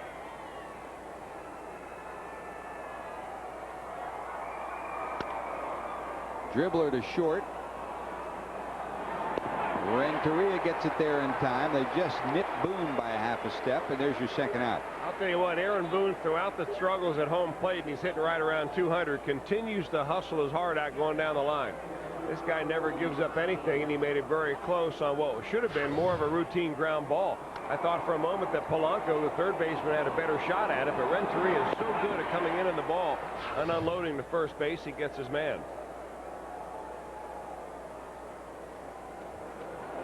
So Encarnacion to second. Runner in scoring position 2 away. And here's Corky Miller walking a fly ball out.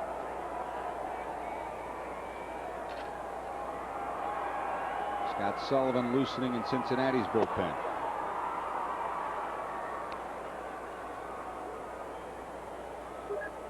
These 2 teams will meet again in Cincinnati the first week of June.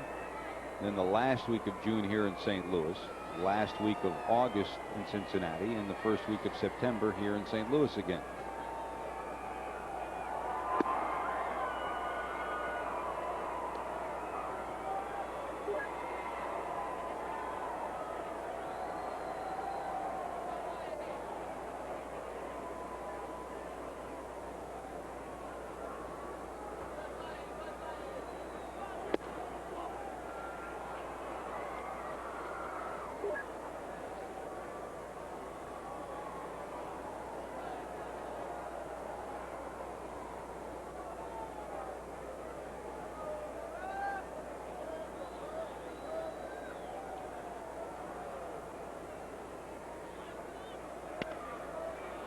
Loop to right again. This time Vigna should get there. He does, and that'll do it. The Reds strand another runner in scoring position.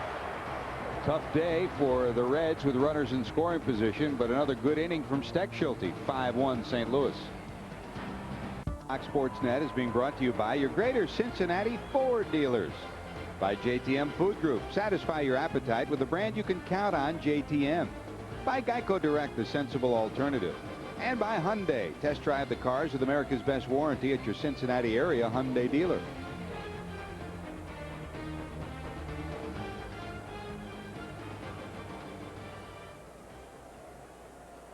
Back at Busch Stadium in St. Louis, Luis Pineda goes to work in his second inning of work. He came in for Acevedo, got the final 2 outs of the 5th inning.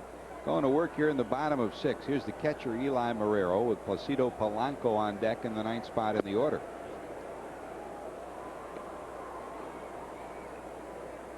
Milwaukee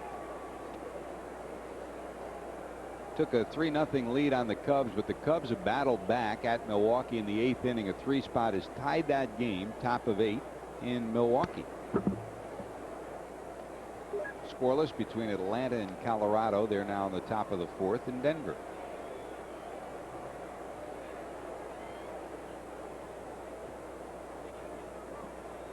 Eli today has provided the big belt for the Cardinals. Walked his first time up in a 3-run homer in the 4th. Came on a hanging breaking ball from Acevedo. That gave the Cardinals a 4-1 lead. They added an insurance run in the 5th on a base hit by Edmonds. Second home run for Marrero on the year. Hey, stop by your friendly Dodge dealer and check out the new Dodge SXTs and grab life by the horns.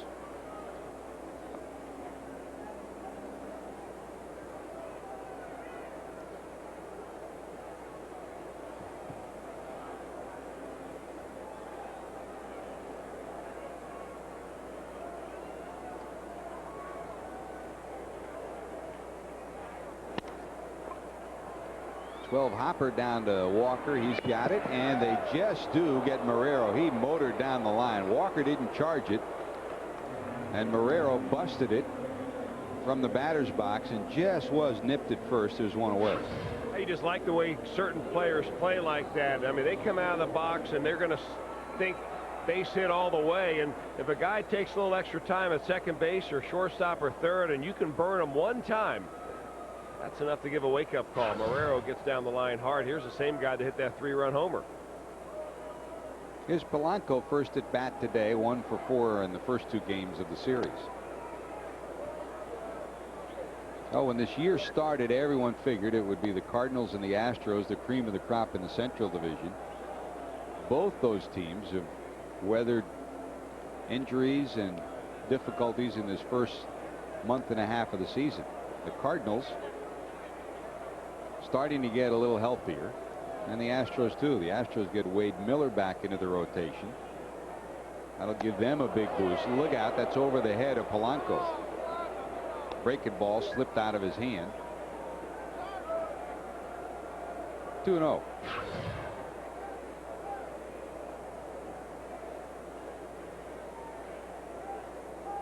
How does Corky Miller catch that ball? He doesn't even look. He just reaches his glove up there and whoop, there it is.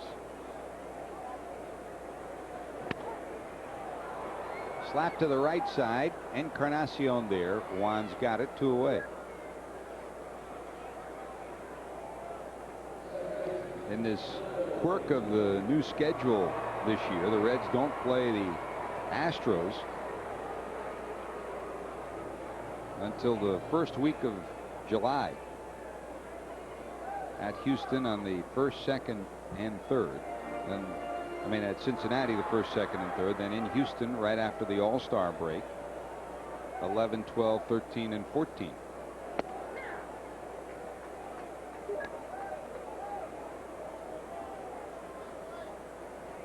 By then you figure the Astros will be a lot healthier and have everyone in place. Yeah, they weren't too healthy, the Reds, when the Reds saw them that first run through Synergy Field there, but Roy Oswalt looked extremely good on that getaway day. He won again last night.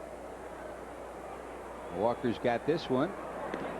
1-2-3 for Pineda in the 6th inning. That's the first time since the first inning that the Reds have retired the Cardinals. 1-2-3. Reds need to do some business as we head to the 7th. Here are the numbers on this one. 5 runs, 6 hits for the St. Louis Cardinals. The big blow, a 3-run home run off the bat of Eli Marrero for the Reds. 1 run, 5 hits. Cincinnati's been held scoreless since leadoff home run by Barry Larkin in the first inning, his 8th career leadoff homer. Here's a new pitcher for the Cardinals. Yeah, big hard-throwing right-hander Mike Timlin for the 18th time. He pitched 2/3 of an inning yesterday in that loss to the Reds. This guy has got a good moving fastball, likes to run it in on right-handers. So Tony La Russa now going to his bullpen liberally as he gets down to the waning innings. He was only able to get 5 out of his starter and Garrett Stevenson. Gene Steckschulte pitched 1 inning, and now it's on to Mike Timlin. It figured, and here's a look at the swelling river next to St. Louis. The river area, which is a major entertainment area here in St. Louis, been pretty well inundated by the high water, and they expect it to be the same thing in Cincinnati, of course, down the Ohio. I just hope it's not like 93 and the rains continue. The forecast is for clearing skies and a little better weather the next few days. That's good news. Here's Reggie. Taylor fly ball to right his first time up, and a double ground ball past Tino Martinez down the right field line his second time up. Swing and a miss. No balls and 2 strikes. When it looked like everyone would be healthy in this St. Louis Cardinal pitching staff as the year started, the Cardinals were talking and accepting discussion and offers from other teams in Major League Baseball about Dave Veers and Mike Timlin, thinking that they had an abundance of pitching, and now they're glad they had him. I mean, part of that discussion was due to dollars. Timlin makes over $5 million. Veers makes over $4 million. That's $9 million that they'd love to make room for on the ball club. As it turns out, with all the injuries, they needed both these guys here in this first 6 weeks when they've had so many pitching injuries. Taylor bounces out, 1 away. Good example right there. Fernando Vina, knowing the situation, knowing Reggie Taylor gets down the line very quickly, charges that ball hard, and actually when he gets that ball in his glove and flips it over to first base, almost does it like he's turning a double play. He's got to get rid of it right now in order to make sure he gets Taylor.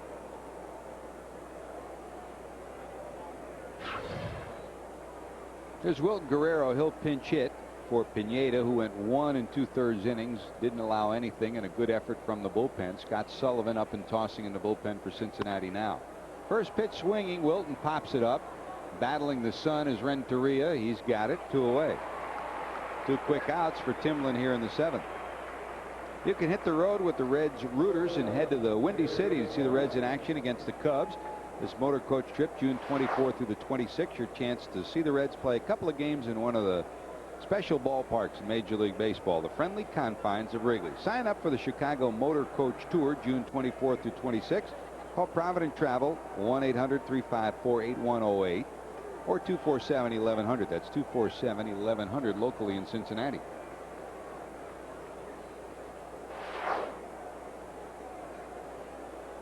Two out, and here's Larkin. Barry, leadoff home run in the first, his 2nd of the year, 2nd homer and 2nd leadoff homer, and his 8th career leadoff homer.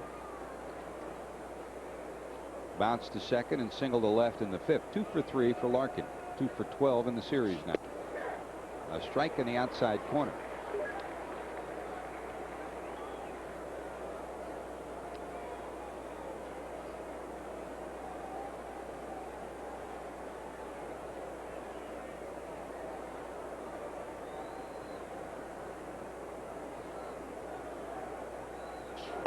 Reds scheduled to open new Great American Ballpark next April.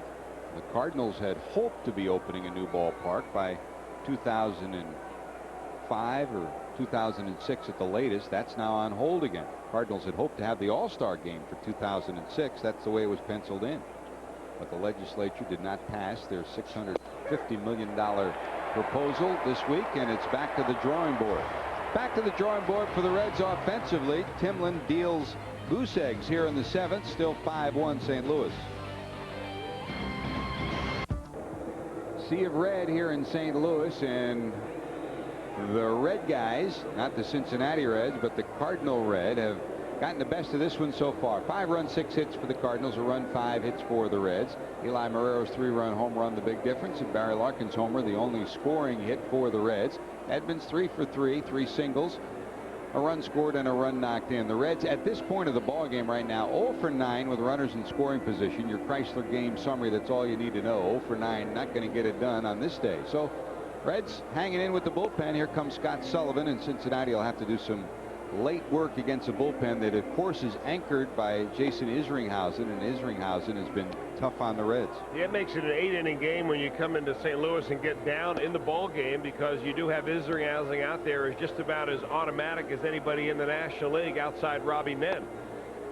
The Reds bullpen so far has been pretty good. One guy who's been out there, Luis Pineda, he's gone an inning and 2/3. He retired everybody that he faced, and now Scott Sullivan in for the 399th time in his career.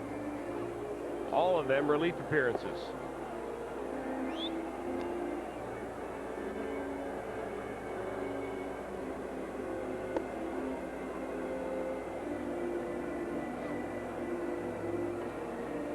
Not the kind of offensive day the Reds enjoyed yesterday. As we take a look from high above St. Louis. 1,000 feet above Busch Stadium, the perspective provided by Saturn and the Saturn Light Ship team. Great to have them with us, and great to have you with us today. J.D. Drew, and there's a look at the river. It is swollen big time throughout the Midwest these days. J.D. Drew will lead it off, followed by Pujols and Edmonds. The problem hasn't been the meat of the order, just as the Reds did most of their business deep in the order yesterday with 11 hits and 7 runs. Cardinals have done most of their business deep today. Run scoring hit by Robinson and a 3-run home run by Marrero, the 7th and 8th hitters. J.D. bounced out, walked twice, and stole his 5th base of the year last time up. J.D., of course, a former #1 draft pick of the Phillies, did not sign, then drafted by the Cardinals in a year where Reds general manager Jim Bowden had planned to draft him and get a chance to sign him. Was robbed of that opportunity when the Cardinals did. He's got a brother, Steven, who plays at Florida State and who's heading to postseason baseball and hopefully the College World Series. 2-0. Well, as it turns out now, no room for J.D. Drew in the Reds outfield anyway. Who would you sit to play J.D. Drew? He would have been the first of that group. You never have too many, do you? 3-0. There's a strike. And you wonder, Chris, as we get closer and closer to Ken Griffey Jr. coming back. Jr., of course, was first going to join the Reds here, but he stayed home to continue working this weekend, and the hope is he will be close when the Reds head home this week. But as he comes back, then the decisions get tougher. You know, do the Reds need 12 pitchers during this stretch too? That's another part of the equation. Walker flags it down. Can he get it there? No, it slips out of his hand. He might not have had done anyways. Drew, rather, who speeds down the line. Take another look. Good job by Todd Walker to get to this ball. This is way over there in that first base hole. Boy, Sean Casey playing very deep right there, but Walker is just about, he's almost down the line by the time he gets to this ball. J.D. Drew, above average speed and always hustles. It's worth a shot to make the play right there, but doubtful that he would have gotten him. So J.D.'s on for the 3rd time today, 2 walks and the infield hit. And that'll bring up Pujols, who's 0 for 3.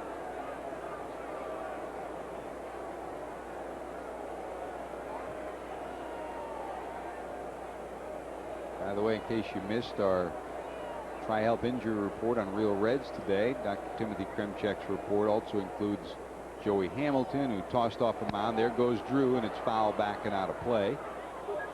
Joey will toss for Don Gullett this week as he recovers from his hamstring pull. Good news, Seth Etherton pitched at Dayton this week, and he'll be heading to Chattanooga next. And also, if you joined us late, our congratulations go out to Miles. Dave Miley won his 1,000th game as a minor league manager today. Louisville won 5-0 in their ball game.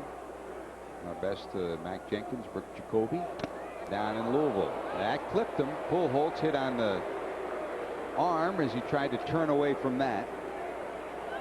So 2 on, no one out, and here comes Jim Edmonds. Second batter hit by the Reds today. Acevedo hit Tino Martinez in the 4th. Right on the side.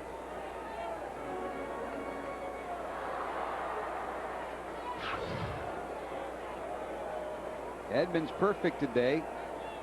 Single to right, single to center, single to right. The last one, a bullet off the wall. He was held to a single, and that plated the 5th run as Drew scored from second to make it 5-1.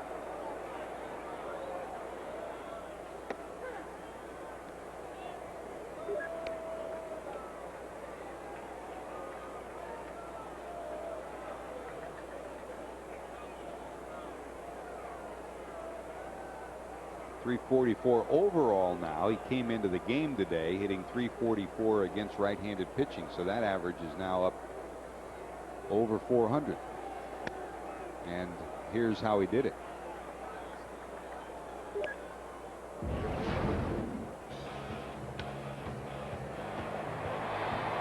A day of singles for Edmonds. Goes one way, goes the other way, and then this one, he thought it was gone.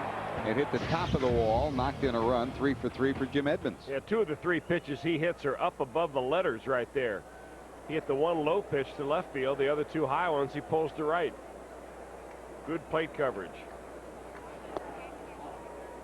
Ooh. Everybody flinched on that. 1 ball, 2 strikes from Scott Sullivan.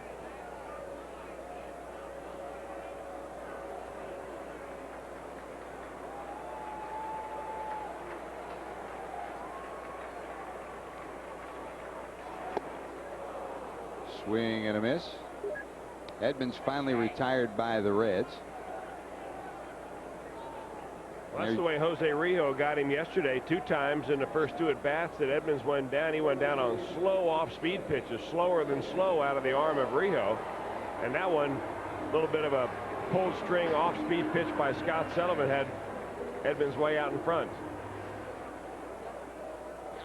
Our Geico moment from Stan the Man. The key to hitting for high average is to relax, concentrate, don't hit the fly ball to center field, and he didn't hit too many of them. 3,000 hit man Stan Musial. Number 6 is commemorated here inside the ballpark, out in right field, and outside the ballpark by a statue. This weekend the Cardinals also unveiled another in their series of statues, this one in honor of Cool Papa Bell, one of the great players from the Negro Leagues. There's Tino. Deep to right. Encarnacion back. Forget it.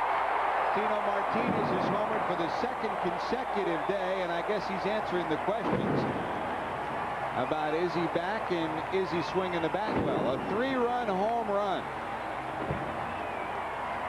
Number 5 for Martinez, and that just about puts this one away for the Redbirds.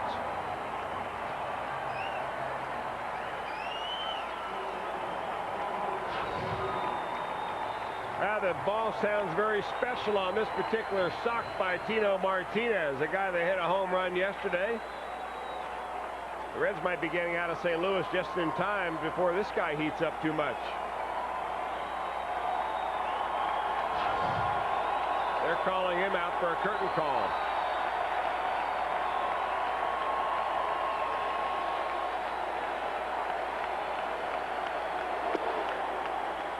Sullivan delivers to Renteria, swing and a miss. And then Renteria looks over in the Cardinal dugout and saying, hey, Tino, come on out, get him off my back here. Well, the visit that Tino had with Paul O'Neill back in Cincinnati has paid dividends. He credits Paul's help and also his hard work with turning it around. Very similar to what Barry Larkin has said. They both have indicated they've seen the ball well in the last week or so. They both feel they're about ready to turn the corner, and Tino sure has in this series. 2 hits today, single and a homer, 2 for 3, and hit by a pitch. Swing and a miss. Renteria's retired. That's your second out of the inning. Second strikeout for Sullivan. And here's Eduardo Perez, who will pinch hit for the pitcher spot, 7th in the order. Reds baseball brought to you by your local Chrysler and Jeep dealers.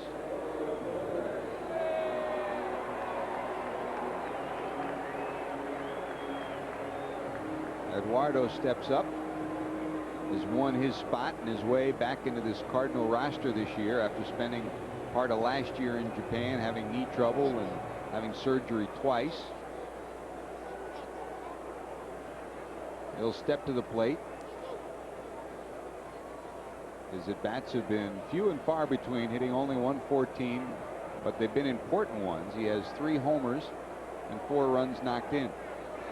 Eduardo here in St. Louis has moved here for the season. His wife Nerva will move to St. Louis this week. She's working for her degree in college and will be going to Washington University during the summer to continue towards that degree. Tomorrow's the first day of classes. She's not due to get into town till later this week. She's taking finals down in Florida. So who's going to class tomorrow for her? Eduardo.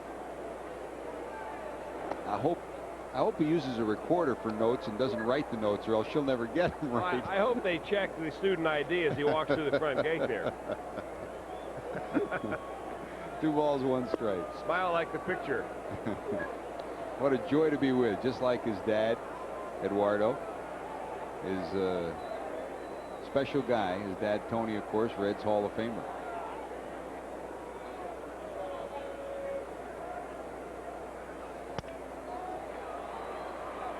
Boone has it, and they get him by a step. Eduardo nipped it first, but the damage done.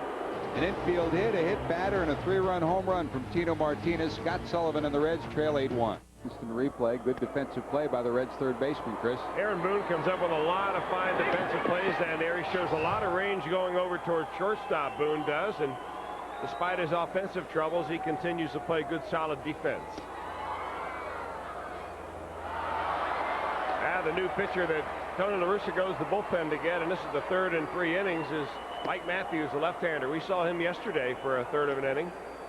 He's a guy that figures he would have gotten a lot more work so far this year if there were other healthy left-handers in the bullpen. Right now, of course, the Redbirds are missing their main lefty out there, and Steve Klein.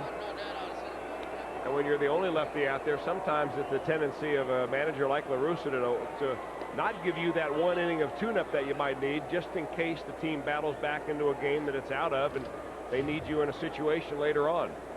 But here's Matthews in what looks like to be a blowout game right now, getting a little tune-up. Yesterday, he came on to face Sean Casey and retired him in the 9th inning, the only batter he faced. And he'll face Adam Dunn here. There is no one else tossing in the bullpen, and now with a 7-run lead for St. Louis, the Isringhausen factor doesn't really, at this point in time, enter into the ball game. But you never know. Remember last Sunday in Cincinnati, where the Reds led 8-0, and St. Louis rallied from behind to win 10-8. The Reds will need some big-time late-inning lightning here. Here's Dunn. Walk, double, fly ball to right. Reds started off on this bright and sunshiny day with a smiling scoreboard on their side. Larkin's leadoff homer in the first gave Cincinnati a 1-0 lead. But since then, the Reds have gone 0 for 9 with runners in scoring position. While that's going on, the Cardinals have chipped away with 4 in the 4th, 3-run home run by Marrero, 1 in the 5th, and 3 in the 7th, 3-run home run for Tino Martinez. Added up, and it's 8-1 St. Louis. Liner to left, that's a base hit. Adam Dunn, another 2-hit ball game, 2 for 3 for Adam, and the Reds have a leadoff hitter on here in the 8th. And that'll bring up Sean Casey. Nice swing by Adam Dunn. Both the base hits by Dunn going opposite field today. The double earlier on was left center gap. This one trying to get to that gap, but they're playing him a little deeper now with a 7-run lead. So Dunn's on first. Casey's taken an 0-for, ground ball to second, strikeout looking and a 4.63 double play.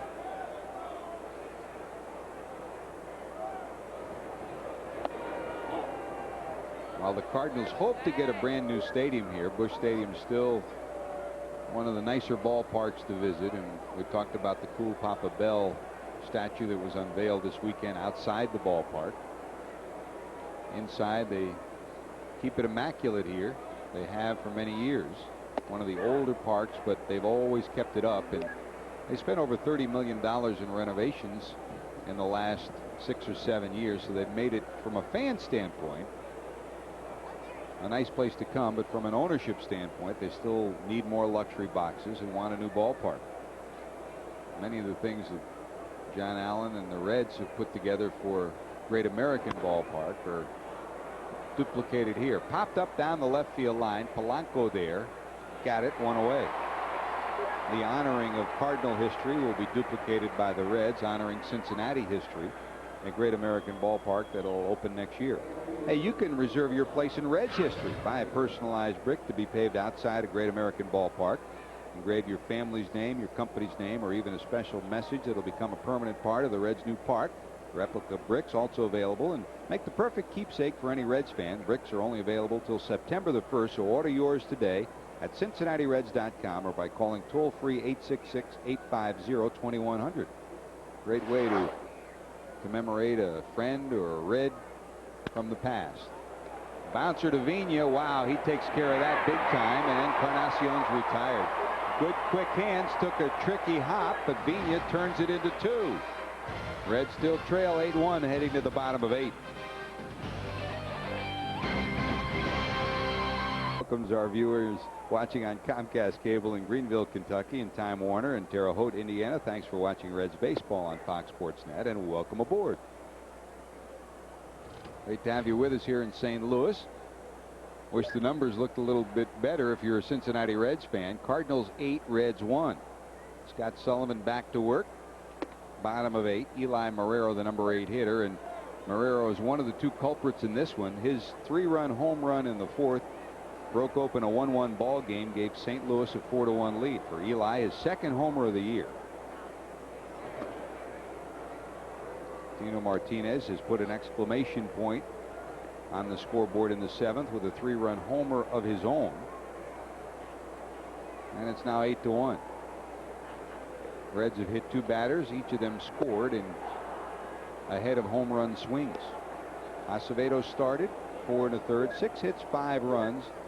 He stands to be the loser right now, and Garrett Stevenson was on the ropes each of the first 3 innings, but managed to dodge bullets and stands to be the winner. 6 innings, 5 hits, 1 run, and really the way things were looking, Chris, and they were about ready to pull the trigger in the 2nd and 3rd inning. If another hit or another walk here or there, Stevenson might have been out of the ball game, but you have to feel Dave Duncan and Tony La Russa feel pretty good about the afternoon they got from Stevenson today. Yeah, he showed that he's getting better and better each time out, and I think that they feel better about their starting rotation now that Woody Williams will be back. He'll pitch tomorrow against the Reds.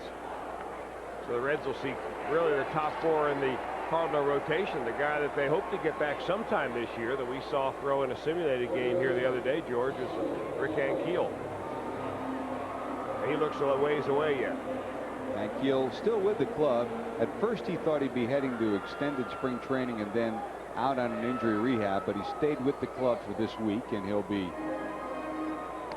probably within the next week or so going back down to extended, and then shortly thereafter beginning an injury rehab.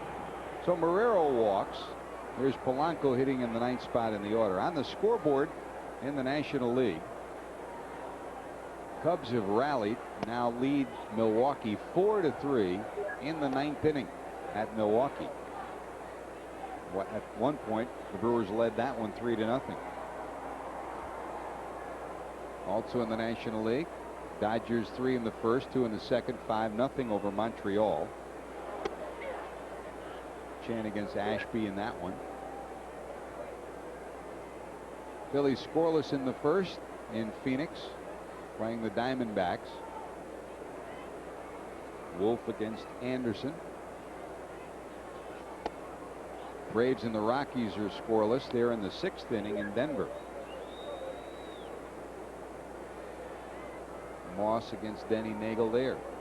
Florida, San Francisco. There's some rain in the Bay Area today. And of course the night game tonight, Pittsburgh and Houston.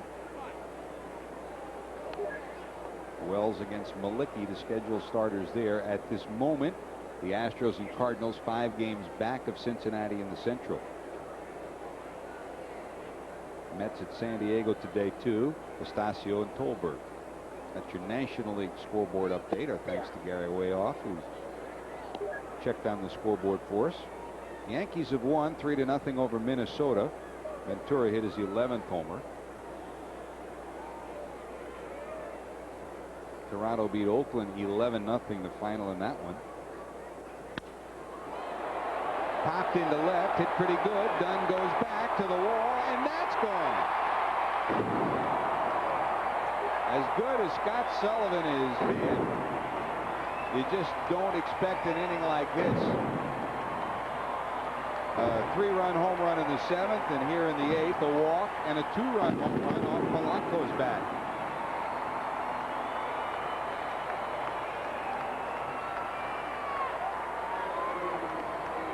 Second straight Sunday, the Cardinals have put 10 runs on the board against Cincinnati.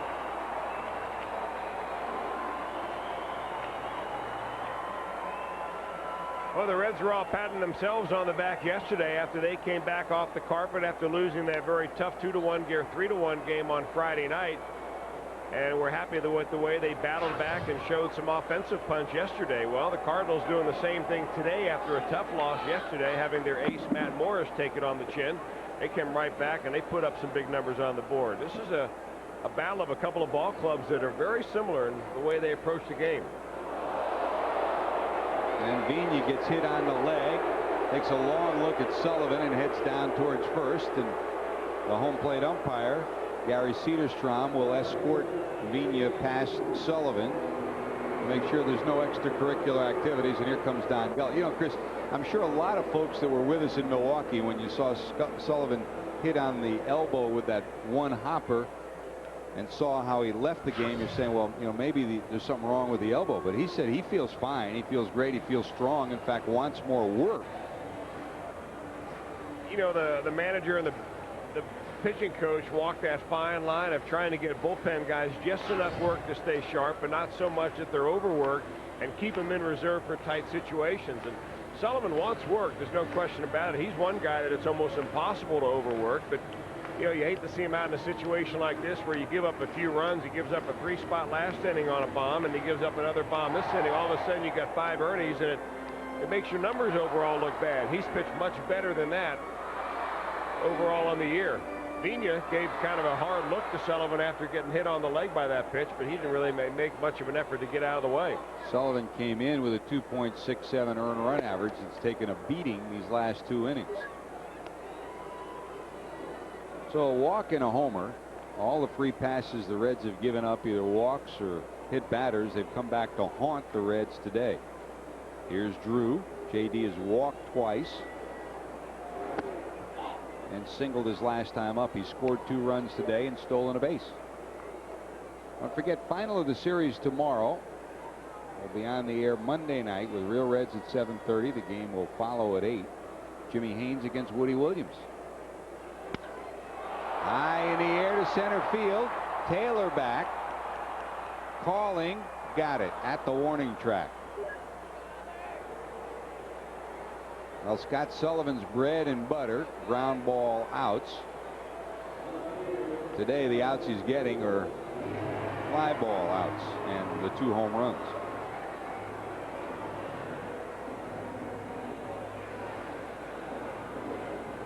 Out comes Bob Boone. And that'll be it for Scott Sullivan. Brower is loose and ready. Sullivan exits. Brower will come in while the pitching change takes place. We'll take time out for these messages. You're watching Reds baseball on Fox Sports Net. Unique perspective of Busch and the surrounding area provided by the Saturn light chip. The team at Saturn hopes you enjoy the game and the view 1,000 feet above Busch Stadium. Well, right now, The Reds on the short end of a 10-1 count, and here's Jim Brower. I hope it looks less painful from 1,000 feet up than it does from here, George. It's a whooping the Cardinals are putting on the Reds, and Scott Sullivan chased after an inning in a third, and here's Jim Brower for the 16th time. We'll face Albert Pujols. Pujols 0 for 3, hit by a pitch in the 7th inning and then scored, and that one sails over his head for ball 1. Pujols popped up, flied to right, popped to short before he was hit by a Sullivan pitch in the 7th, and then scored on the home run by Tino Martinez.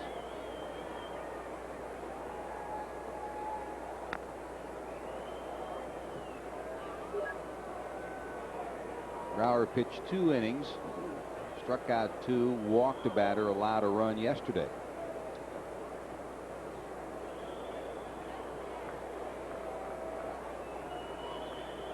Pitched well yesterday, had 1 lapse where he walked a batter, but that batter turned around and scored. But other than that, he pitched well yesterday. And Chris, you're left with a decision. What do you do if you're Don Gullett and Bob Boone, Jim Bowden? Do you make Brower the next starter, or do you leave him where he's been successful in the bullpen as your long guy and a guy who can fill in when you need him? Well, you know, I'm not so sure that they're going to be forced into that decision anytime soon. Remember that Jose Silva is down in the minor leagues on rehab. He will be ready to come up fairly soon if he shows himself to be better than any of the pitchers that are up here. And then, of course, you've also got Joey Hamilton, who I figured would be back as soon as he's eligible to come off that disabled list, but he's just going to throw for Don Gullett this week. They need Hamilton back. I mean, there's no question that they need Hamilton the way he was throwing the ball when he went on the DL. Pass Boone into left. Pujols has a base hit, so 2 on. They're in the bottom of the 8th with 1 out.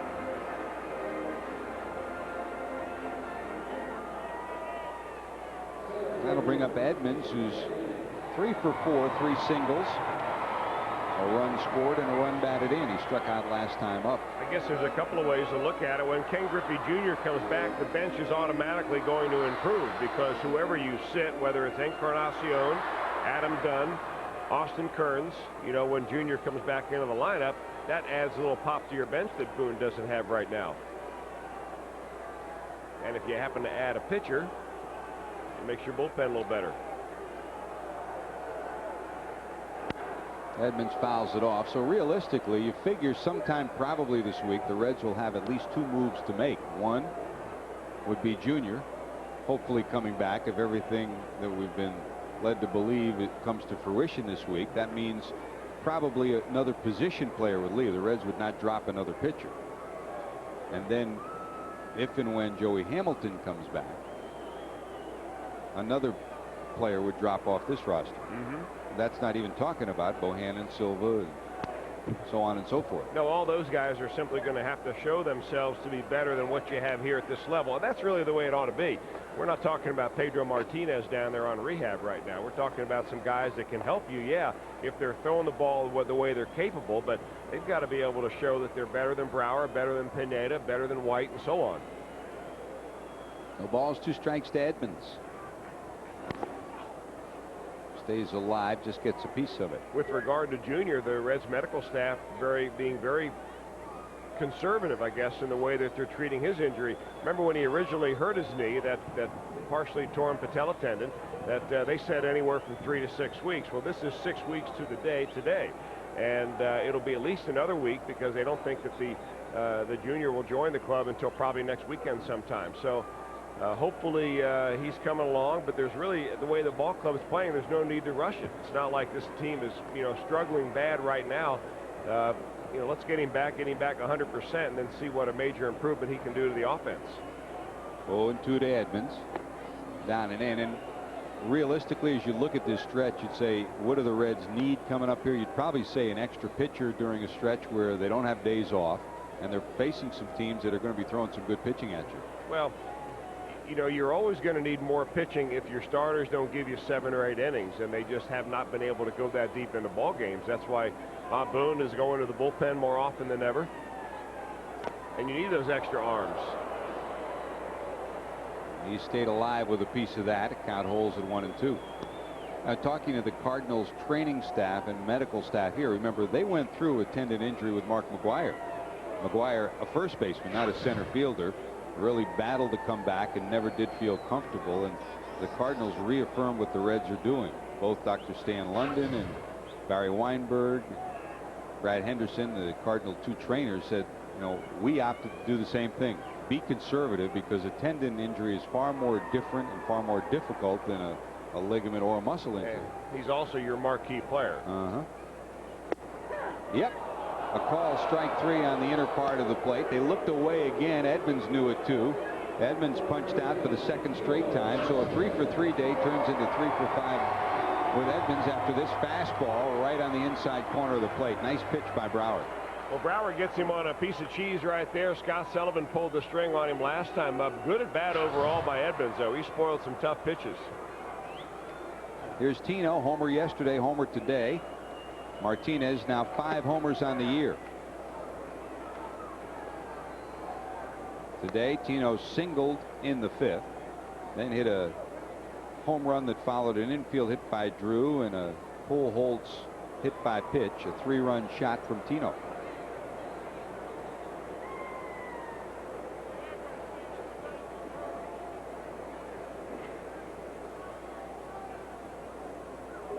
You're never really sure what Corky Miller is going to talk about when he goes out to the mound out there. You saw Brower smile a little bit. Wouldn't doubt that he just came out there and told him a little joke of some kind, or just something to relax him a little bit.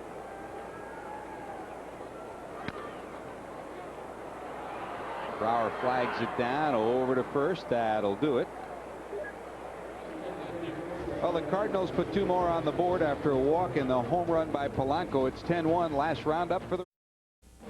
Welcome back to Busch Stadium. Want to remind you, not this weekend, but hey, all week long, you can hop on the train that is one of the best entertainment values in sports these days. Yep, come on along with us.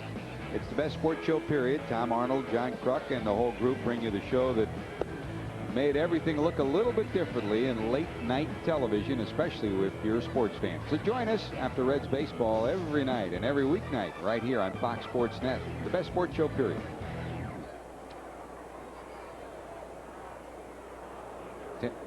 10 runs, 10 hits for St. Louis, a run, 6 hits for the Reds. Here is the 5th pitcher for St. Louis today. Dave Veers takes over. Read that line, score, and weep. Dave Veers, the former closer for the Colorado Rockies, had 31 saves in '99, 29 in 2000, and back here in St. Louis this year, a setup man and doing a fine job.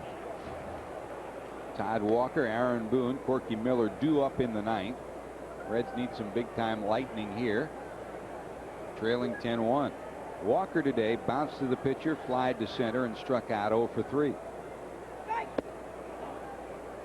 Veers is one of these guys. He's a closer. He never really overpowering, but he has one of those trick pitches. It's that split finger pitch that he's got the ability to dart that thing all over the strike zone.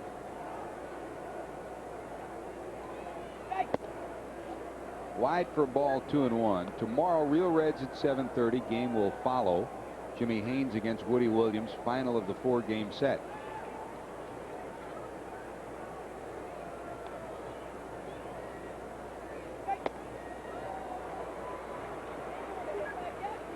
Two and 2.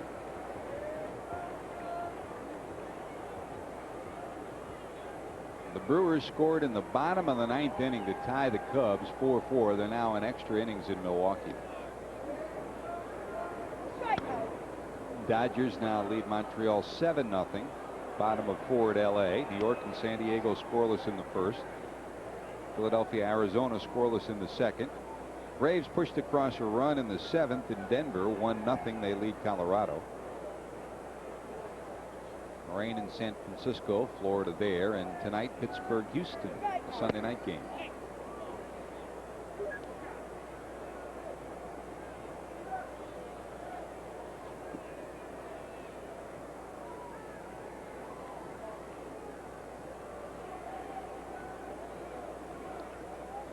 Here's the 3-2 to Walker. Lined right center field. That drops for a hit. So Todd Walker gets his first hit of the day. 1 for 4. Reds have the leadoff hitter on. And here's Aaron Boone.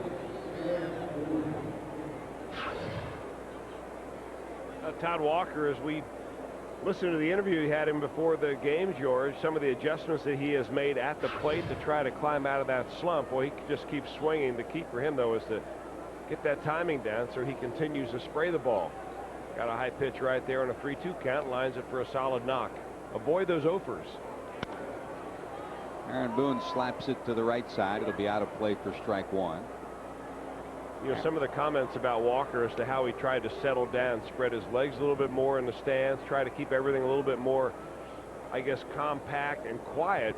Same thing may be said for Aaron Boone, a guy that struggled at the plate a little bit, and that as you watch him hit, boy, he's quite busy in the batter's box, especially with his feet. Walker strikeout and a ground out for Aaron today. Did have a base hit yesterday. 1 for 7 in this series. Of course, you say the same thing about his brother Brett Boone, who's posted numbers the last couple of years like MVP. So he's learned how to do it.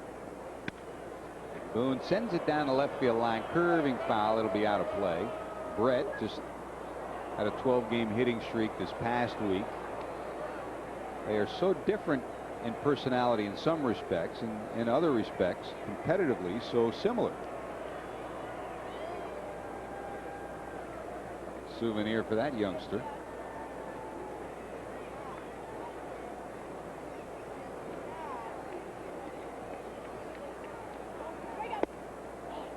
Wide, 2 balls and 2 strikes.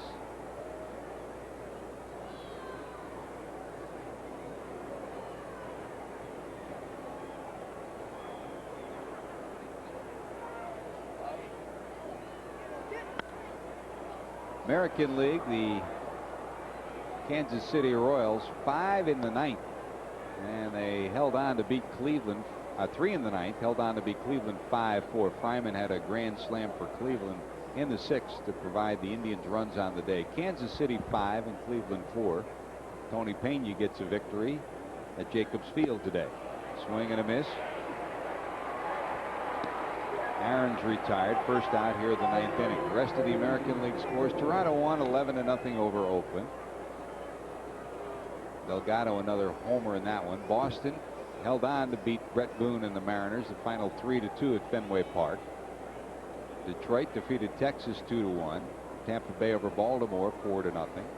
Anaheim over the White Sox 6-1, and the Yankees beat Minnesota 3-0. That's a full look at the scoreboard. Walker off first, and Martinez will play behind. Look out. And that's a warning from the home plate umpire, Gary Cederstrom. We've had players from both sides low bridged and hit today, and Cederstrom at this point in time takes the last end of it. And out will come Tony La Russa to talk to Veers, and probably wait for Cederstrom to come out to the mound and have a few words for him too. Well, you know that Fernando Vina was hit by Scott Sullivan right after the home run by Polanco, and he gave a look out to Sullivan, but this one's up around dangerous territory, right up around the ears and the earlobe, and Corky Miller fortunate to get out of that way of that one. Now, the other thing you can look back at, Chris, after Vina was hit, remember Miller came out and Brower laughed. They both laughed a little bit. You wonder if the Cardinal bench might have thought that there was some discussion there. That they don't understand Corky Miller and understand what he's liable to say or do as he comes out from behind home plate. And there's been no team that's been hit as much as the Reds this year. They've been on the other side of it more often than not. Well, Dave Veers is a guy that has shown exceptional control. And when he runs into control problems, it's usually because he bounces that split finger pitch of his, not because he's up and out of the strike zone high. So Gary Cederstrom, the home plate umpire, certainly saw something in there and said, hey, let's stop it right here. This is a runaway game. Let's not get anybody hurt.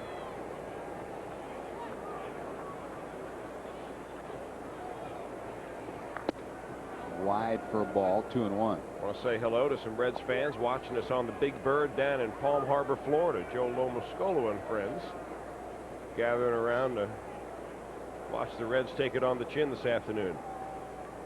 Tune in tomorrow. We'll be better.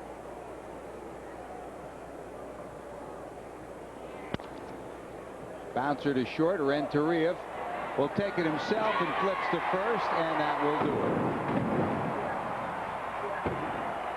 Little mix up at second, but Edgar said, don't worry, I'll take care of it. And with that, the Cardinals have completed a whitewash of the Reds today.